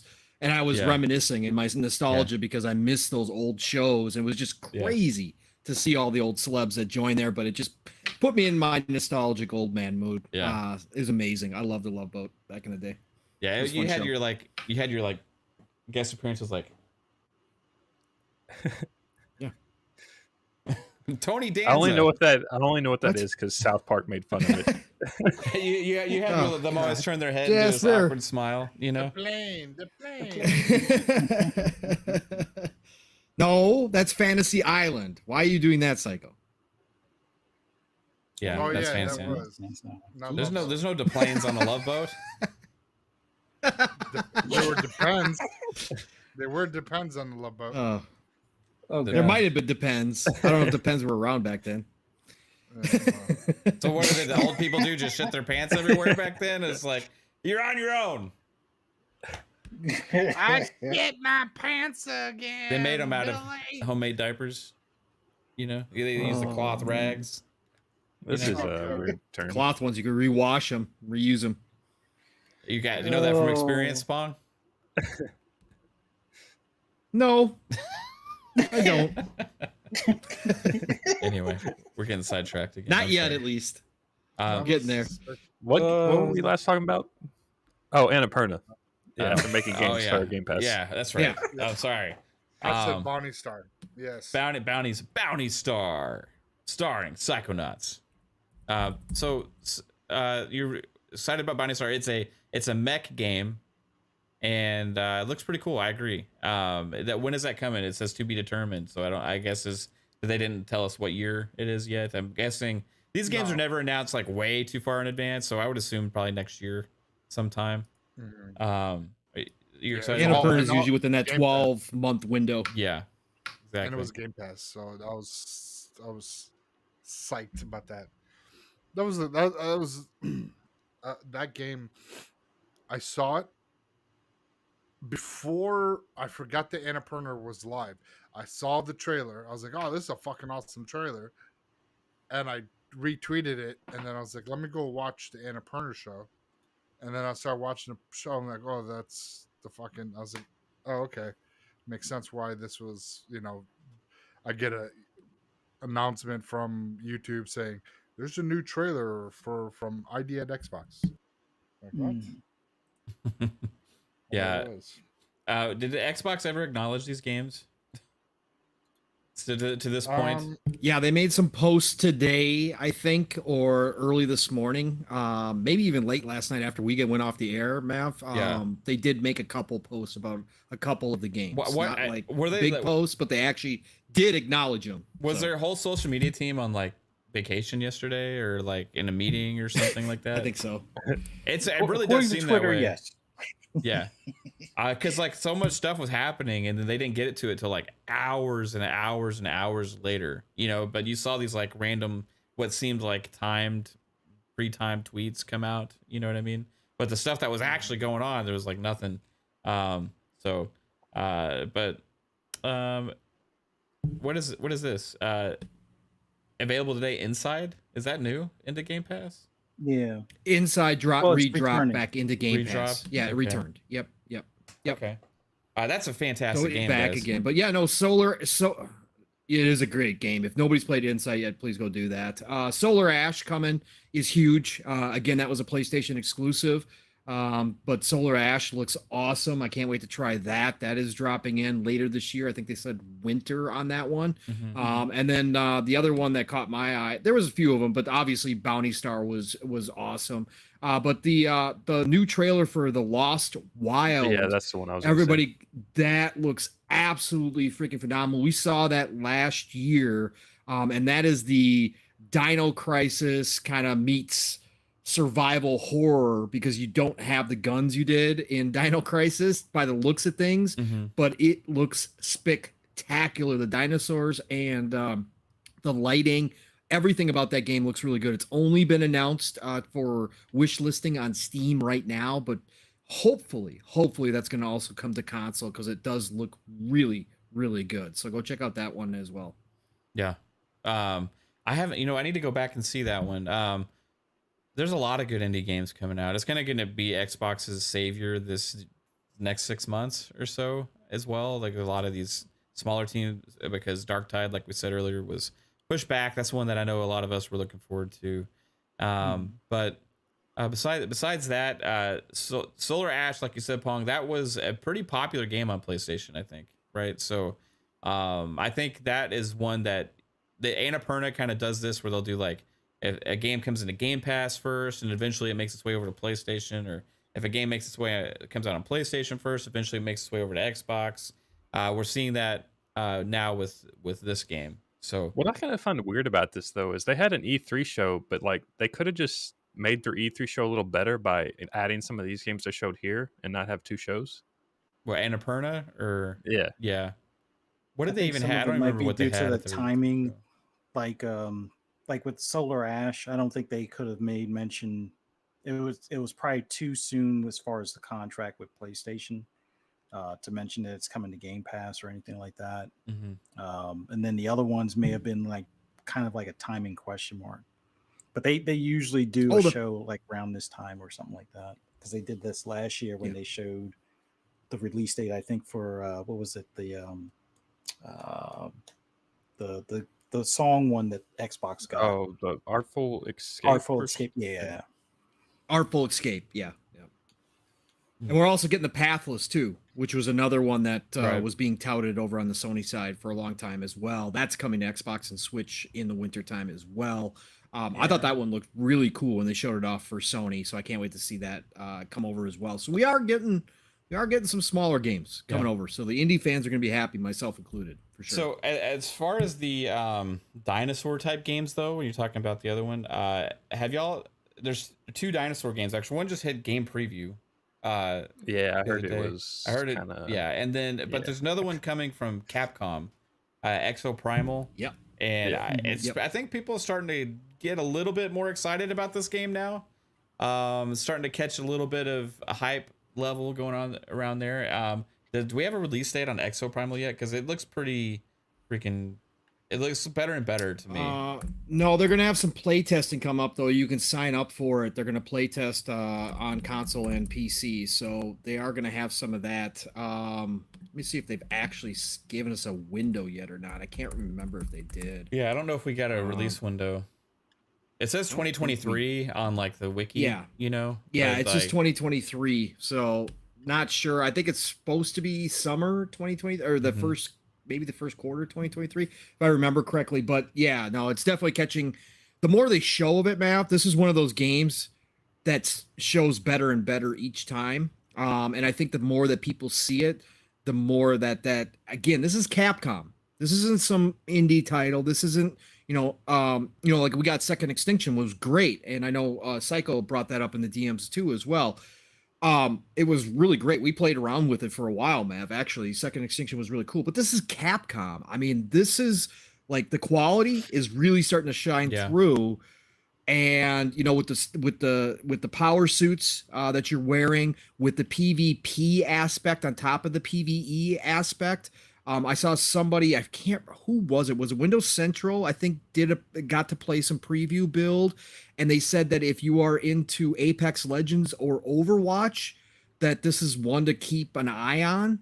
So more on the hero shooter side of things, maybe. Yeah, but their it's looking E3 really cool. show, it seemed more player versus player, unless dinosaurs are just kind of in there to like annoy you and like pick at you while you actually fight the player or do whatever the objective is. It seems like. Yeah. Interesting. Yeah, I'm looking forward to this now. It's kind of on my radar, and it's free to play, right? I think. Pretty sure it is. Maybe it's not. That. Okay. Exo Primal, is it free to play? What were you gonna say, Psycho? No, I was gonna say when I first saw it, it wasn't like on my radar. But that's because I wasn't really following it, and then like after talking to Pong in the DMs and stuff, I was like, oh, okay. I could see a better polished game with the likes of having Capcom being the one that's behind it. A multiplayer Capcom game though. Yeah. Well, so also, I just for a record, it is not free to play. It's a full price game. So that actually is so cool. $70. Probably. We'll see. And we'll see if Capcom's on the 60 or 70 train at that point. I think the PvE is going to be more than you think it is, Jasper. Hello? PvP is more going to be competition style more than anything. Although you can, it sounds like, kind of fight over certain, objectives in the game. But the dinosaurs the PvE is going to be a major aspect of it. So I think it might not be all of that. But yes, Capcom has made some fantastic multiplayer games back in the day. Lost Planet being number one. That they can do it. They can actually pull off PvP, Jasper. So I would not downplay it just because it is Capcom and there is multiplayer aspect to it. I think they could do it. Again, this just harkens back to the 360 days when Capcom was trying weird and wacky new games. Like we'd get these random games drop out of nowhere, like Lost Planet. When Lost Planet dropped, nobody was expecting that game. Like it came out of nowhere, and all of a sudden it caught on fire, and everybody was super, super into Lost Planet for a long time. And I think this, again, that's why I'm excited about this. Yes, I want Dino Crisis to come back more than anybody. When I first saw the dinosaurs and I saw the red-haired girl in the trailer, I thought maybe there was a chance, but if we're not going to get a Dino Crisis, the fact that Capcom's trying a new IP like this and they're bringing some Anthem power suits into it as well, it looks awesome. I can't wait to play this game. Like I said, I just keep getting more excited for this every time I see it. Yeah. So I just wanted to bring that up because there's been a lot of people kind of mentioning it the last couple days. But yeah, guys, we're gonna kind of cut this short. I don't think there's not a lot to talk about, to be honest with you. I mean, we could talk about Gotham Knights, and people are down about the animation. Personally, I'm not. It looks like Arkham to me. Yeah. But I thought it was Arkham mod. That latest trailer for Batgirl. Yeah, I totally thought it that's was. what Steel retweeted, and I was like, "Oh, he's tweeting mods again. This is a Batgirl mod for Arkham. Cool." And I was like, "No, wait, no, this is actually from from Gotham Knights." I'm like, "Holy shit!" Personally, that's always what I had kind of anticipated, because this is like a multiplayer co-op type Arkham game. So I never really expected much different from the combat or anything than it looking like an Arkham game. But like, I've seen a lot of people like really down on the animation. I think it's just that thing where like you know they mash the X button and you see Batgirl like slide halfway across the road to punch someone. That's what happens in Arkham. I know, but that's just jarring to like a lot of people. It's like, what the hell is that? Maybe they're showing the combat too much in these trailers. You know what I mean? I don't know why though, because most people appreciate the Arkham dance. I mean, I call it a dance, the battle system that they came up with. Spider-Man. I mean, people were copying that forever. Yeah. Or the pinball Batman. Yeah, that's another moniker that people were saying. Like that was the thing that I was, because I was so used to the ping pong Batman or pinball Batman bouncing all over in between all the enemies. I think that was like my biggest gripe with how this didn't have that same style of fighting. It was more almost it felt like it focused on one or two enemies at a time where you couldn't bounce around. But realistically, how often are you fighting and jumping around like Batman did in the Arkham games? Well, I think some of that is just the player that's actually playing in the footage, though, right? Because we've seen the other images and shots of them, and they're doing that. Like, you can see the slide component to it, like when they just kind of. I've always called it like the kind of magnet to the enemy, because you just kind of hit the button. If you're aiming somewhat that direction, he's gonna auto lock on and slide that way. And I've seen that several times with like the animations in this, and I think that's what a lot of people were not liking. Originally, because they were all criticizing, like, what's this, why are they like, has anybody played Arkham, like any of the Arkham games? Like, this is like supposed to be like that. Like, I just didn't ever understand that criticism. But you're saying it's like the opposite too. But I think part of it too is because I remember seeing this with the first gameplay that was revealed, where people really criticized it, and they had this really shitty compressed like gameplay video that they had released, and it was supposed to be the gameplay presentation or whatever. And everybody was like really down on it, and I was like, wow, this guy really sucks that they chose to play this game, because he missed all his counters. He missed all of his counters. He missed all of his combos and stuff. And I'm like, they need to pick somebody that's a little bit better like at the system to like actually highlight what's capable in it. And I saw the same thing with this footage with the Batgirl thing too, Psycho. So I'm thinking like, could be the player that's just not really like good, and they're just doing it more for video capturing purposes, and they're not. So it's gonna be like IGN 5 out of 10, too hard to play.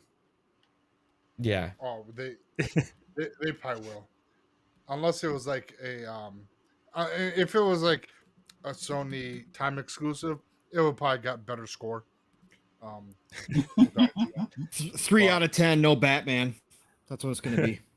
Yeah. Oh, Batman's not in this game. 3 out of 10. Yeah, I see a lot of people upset that it's not coming to last gen consoles, because they're saying there's no reason it shouldn't be. Well, it's true. Well, that's the thing. It's true. Well, it depending on how they Do you want it coming out this year? The fidelity of the game, like really what resources they put into the game that that they decided, hey, you know what, last gen just can't run the game at 60. Whatever. I mean, look what happened with last gen players don't expect 60 though. You know what I mean? They don't ever expect 60. They only expect 30. Yeah, but they might not be happy with 20 or 22 like with Cyberpunk prior to its updates and stuff. Yeah, So. Cyberpunk was 5. Let's On last gen. Again, Cyberpunk should have held off the last console right off the rip and brought it out for just Series X and PS5. Let them work on that and then bring it out later.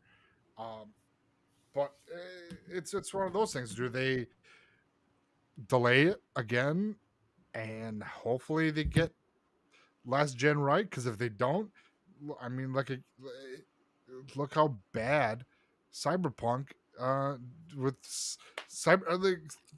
CD Project Red, they lost their, at least with their stock plummet because of that game, and it's not because it's a bad game. It's just It also depends on how big their open world is this time around. Like maybe it's like twice the size of like the latest Arkham game or something. Maybe they can't run it on the one. Yeah. Anything. I mean, it just, we don't know until they come out, until somebody says, okay, this is the reasoning why. This is why. Jason Schreier will probably come out and say something. The love chat bot's real quick though. Usually like Naked she gets 3 in. This one got a shit ton in. Yeah, it's the battle of the bots again. Yeah, love chat's doing I better missed than it. Naked I HD. missed it. Off topic here, but I missed it since we were talking about Phil's wanting to play God of War and the controversy over that needed spaces with gamers discussing if that was okay Yes. or not. On top of the journalists, but did you see Ed Boon's retweet of IGN's coverage of it? No, I didn't see that. Ed Boon. Yeah, Boon. I just caught it now. I didn't see it. That's why I was just laughing. Ed Boon actually did 6 hours ago, and he retweeted that, quote tweeted it, and said, "Speaking of, I want to play Street Fighter 6." Nice. Good one. Yeah. Good one, old Ed. Good stuff. Yeah, good stuff, Boon. Yeah, so I'm excited for Gotham Knights personally. I'm excited for lots of games coming out. I was excited for Dark Tide. Oh well.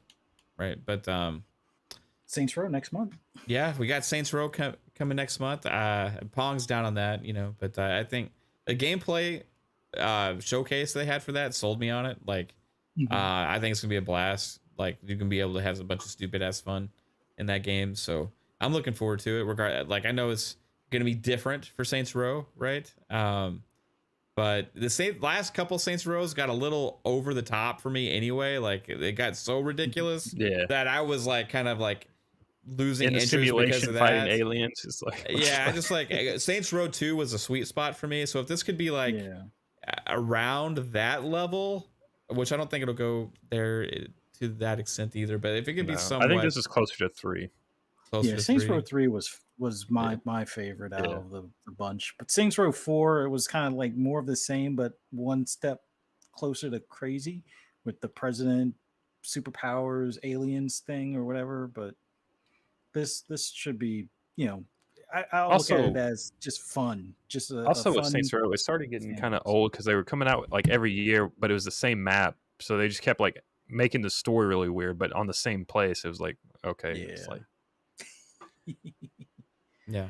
Steel Town now with aliens. Steel Town now with devils and angels. Yeah. Steel Town. And it's weird. It's with same different characters agents. too, but yeah, I'm just looking forward to a lot of games. I think it'll be overall it's still a good year for gaming. And but yeah, guys, let's go ahead and get out of here because we got to get ready for next week, which is a big week. So we have episode 100 happening next week. did a special guest that's supposed to meet you there? Did he ever confirm that? I don't know. I'll talk to you about that later. We'll see what happens with that. Shout out to my lovely wife Kaitlin in the chat there. She couldn't be here today for the show. But you can check out her TikToks. Mav, are you actually going to prepare? Are you going to actually prepare show notes for next week's show for 100? Do you think I should? Well, you said we got to get ready for next week's show because it's going to be a big one. So I was just curious if you were going to have show notes like Boom or something. All of a sudden, we were going to have like a couple pages of show notes. No, I mean, like, it's going to be a fun show next week, right? I mean, I don't 100% know exactly what we're going to do, but it's going to be a different kind of show, right? are we going to meet beforehand and like, do some prep work? What are we going to do? Like, is it going to be a big deal? Yeah, we could meet beforehand and have a meeting over our discourse of our certain topics we're going to be Do like a discussing. rehearsal? Yeah. Yeah. Pong Soul, what do you think about this game? No, I don't like the way you said that right there, Pong. Are we gonna have a sing along? Are we gonna do like some show tunes? Sing for along, the 100th episode. We'll have a blast. We'll have a big old shebang. I'm gonna do a few giveaways, right? We can do it like the 70s show where like someone gets like enters the top corner, and then someone's at the top middle, and just like have our cameras spaced out like that. Yeah. Yeah, I could just make Jasper like the host, and we could all abandon him and just leave him on the show to do the whole show by Come on. himself. Yep. I'm just gonna. Man, love chats on like they are relentless. Yeah, I think that's actually far Q. He's actually taken it too far now, where he's actually started a porn website to try and imitate the real one now. So we're gonna have some fun. I don't know exactly 100%, but we're gonna it's gonna be interesting. There's gonna be definitely a few giveaways here and there, and we're gonna have a big old celebration. Maybe a look back discussion on some of the stuff that's happened over the course of the last 2 years of the show. To maybe hopefully hope to gods, the gaming gods, give us some big news to talk about, because that would be great. Xbox, whatever. Come on, lay down the gauntlet, show us something big. I want to show you something big. Oh no, you will. Show us something big. I want to see like some big ass buy a new news truck or happen. something. Yeah, just ask your mom. Oh, Wow. Oh, Did you park it in the back? yeah. All right, let's get everybody out of here. Hey, Fuzzy Belvedere, the always fuzzy one yourself. Where can everybody find you, sir? just. Oh, I'm sorry. No, this was a lot of fun. Always love being here with you guys. Thank you for the chat that came out tonight, and everybody that will watch this on replay. For anybody that wants to hear my ramblings on anything gaming related, just follow me on Twitter at @fuzzy_Belvedere. Look forward to next week, man. Show 100. Yeah, you think we had fun today? 100's going to. Yeah, tune in next week. Yeah, it'll be a blast. Psycho got so excited he left. Thanks for taking part in everything we do here, Fuzz. Appreciate you, man. No problem. Pong Soul, Encyclopedia of Gaming, dating back to the very first. I did it to you, Jasper. Yes, I did. Dating back to the very first game ever created. Where can everybody find you, sir? Oh, look, it's been fantastic here tonight. This was fun. Like Fuzzy just said, it always is on Friday nights, but I just love laughing with you, brothers. Missed you tonight, Kaitlin, and obviously everybody continue to keep Lupa in your prayers, your thoughts, and your wishes. Continue to do so. We haven't had any updates lately, but hopefully no news is good news when it comes to this. So, but continue to keep her. Just again, however you guys do it, just keep her in your heart. And let's hope for the best here on that one as well. But otherwise, you guys can find me Pong Soul on Xbox, Pong Soul on Twitter. And then, of course, tomorrow morning, I put out a video, of course. Steel put out a video. Living Split Screen is back. So set those alarms now before you forget, please, so you can be, wide awake. Well, actually, you don't even have to be wide awake, but tell a friend, bring a friend. Mission 1K is in full effect. Again, if we hit 1K before the end of the year, Steel is going to play Callisto Protocol live and be scared out of his mind and probably let out some screams. It's going to be awesome, but we need some help. So please do that for us. But we'll see you tomorrow morning, 10 a.m. Eastern, 9 o'clock Central Time. And then tomorrow night, the Shop Podcast with my brother Fuzzy, with PTK Blam, who is the man. And you know how to get over there. Just search PTK and you'll find his channel. But show up tomorrow night because the one, the only Dirt Griggity from WBG, We Bleed Green, is going to be on. So we're going to have a blast tomorrow night in the shop, as we always do. But it's going to be a little extra spicy with Dirt on. So be over there, 9 p.m. Eastern, 8 o'clock Central Time. Next week, Tuesday, I am going to try my damnedest to be on Xbox Factor for a rare appearance these days, but be there Tuesday over on Double Barrel Gaming with Mr. Boomstick and the entire crew, 12 p.m. Eastern, 11 o'clock Central Time, all good things green every Tuesday, Xbox Factor, and then PM in the PM next Thursday night. That's right, Pong and Mav in the PM. If you missed last night's episode, please go check it out. Mav and I flew through like 2.5 hours. Man, we had great discussions. Him and I use Thursdays to catch up with each other, catch up with the chat. But it's just an awesome conversation over there. So please go check that out. Otherwise, everybody, it is the golden age of gaming. And hey, listen, if you guys are looking for a new colony sim where you develop your colonies, if you're looking for, they call it a story generator, don't be afraid to go check out RimWorld. It is absolutely awesome. I am diving in. I'm still learning a ton. Jez, shout out to Jez Gordon, Windows Central, Xbox 2, you know him, did a great review of the game. Go check it out. Mav and I always talk about these PC games finally coming to console. This is one of those I had my eye on. It was a huge success over on PC. So to have it come to console, it is awesome. But I just say that to remind you all why this is the golden age of gaming. Get out there, play what you love what you play. Jasper, I hope you took an energy drink tonight. Follow that up, big man. Let's go. That was low energy Pong down there. Keeping it real. So this week you want to tune into FSP on Monday. That's me, Fuzzy, 3-Bit Mav, 10 o'clock. Last week we didn't have a show. Because Mav was feeling ill. You know how that goes. He's a little baby when he comes to sick time. So we had to miss that episode. So coming back Monday, FSP. No more Fun Pop because Mav's little baby had to cancel that. So no more Wednesday shows.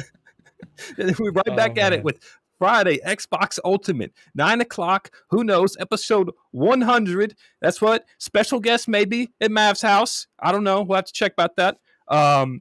Then it's tomorrow night. Fuzzy and Pong is gonna be on PTK. Check that out. That's always fun.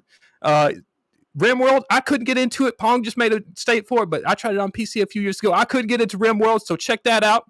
It's always fun. And yeah, you can check me out at Lord Jasper on Twitter. That's where I'm at. Lord Master Jasper on YouTube. And have fun, guys. You know, that's how we do it here. Oh, who are you? We're sorry for everybody in your ears on that outro. Oh, wow. If you didn't mute it and you now can't hear a damn thing, we are really sorry. That was not sanctioned by Mav, nor by Xbox Ultimate, nor by the Fun Speculation channel. That was Jasper himself really doing damage to your ears. Well, you guys don't know, Mav, like that's actually how Jasper always talks behind the scenes when he's not on camera. So he was just letting himself actually be real for a minute there, stopping this fake act of this cool, calm, collected, realist guy that we always see. So yeah, y'all folks. Yo, don't forget to do. I interrupted your Kaitlin outro, so don't forget to do that. Hey, about yours too? Yeah, and how about I don't know where Psycho disappeared to. Pong Soul, do you want to give us the Psycho outro? Like your best Psycho outro? Okay. Okay, well, it was a great show, everybody, and you can find me wherever you find me, and if I'm not banging your mom,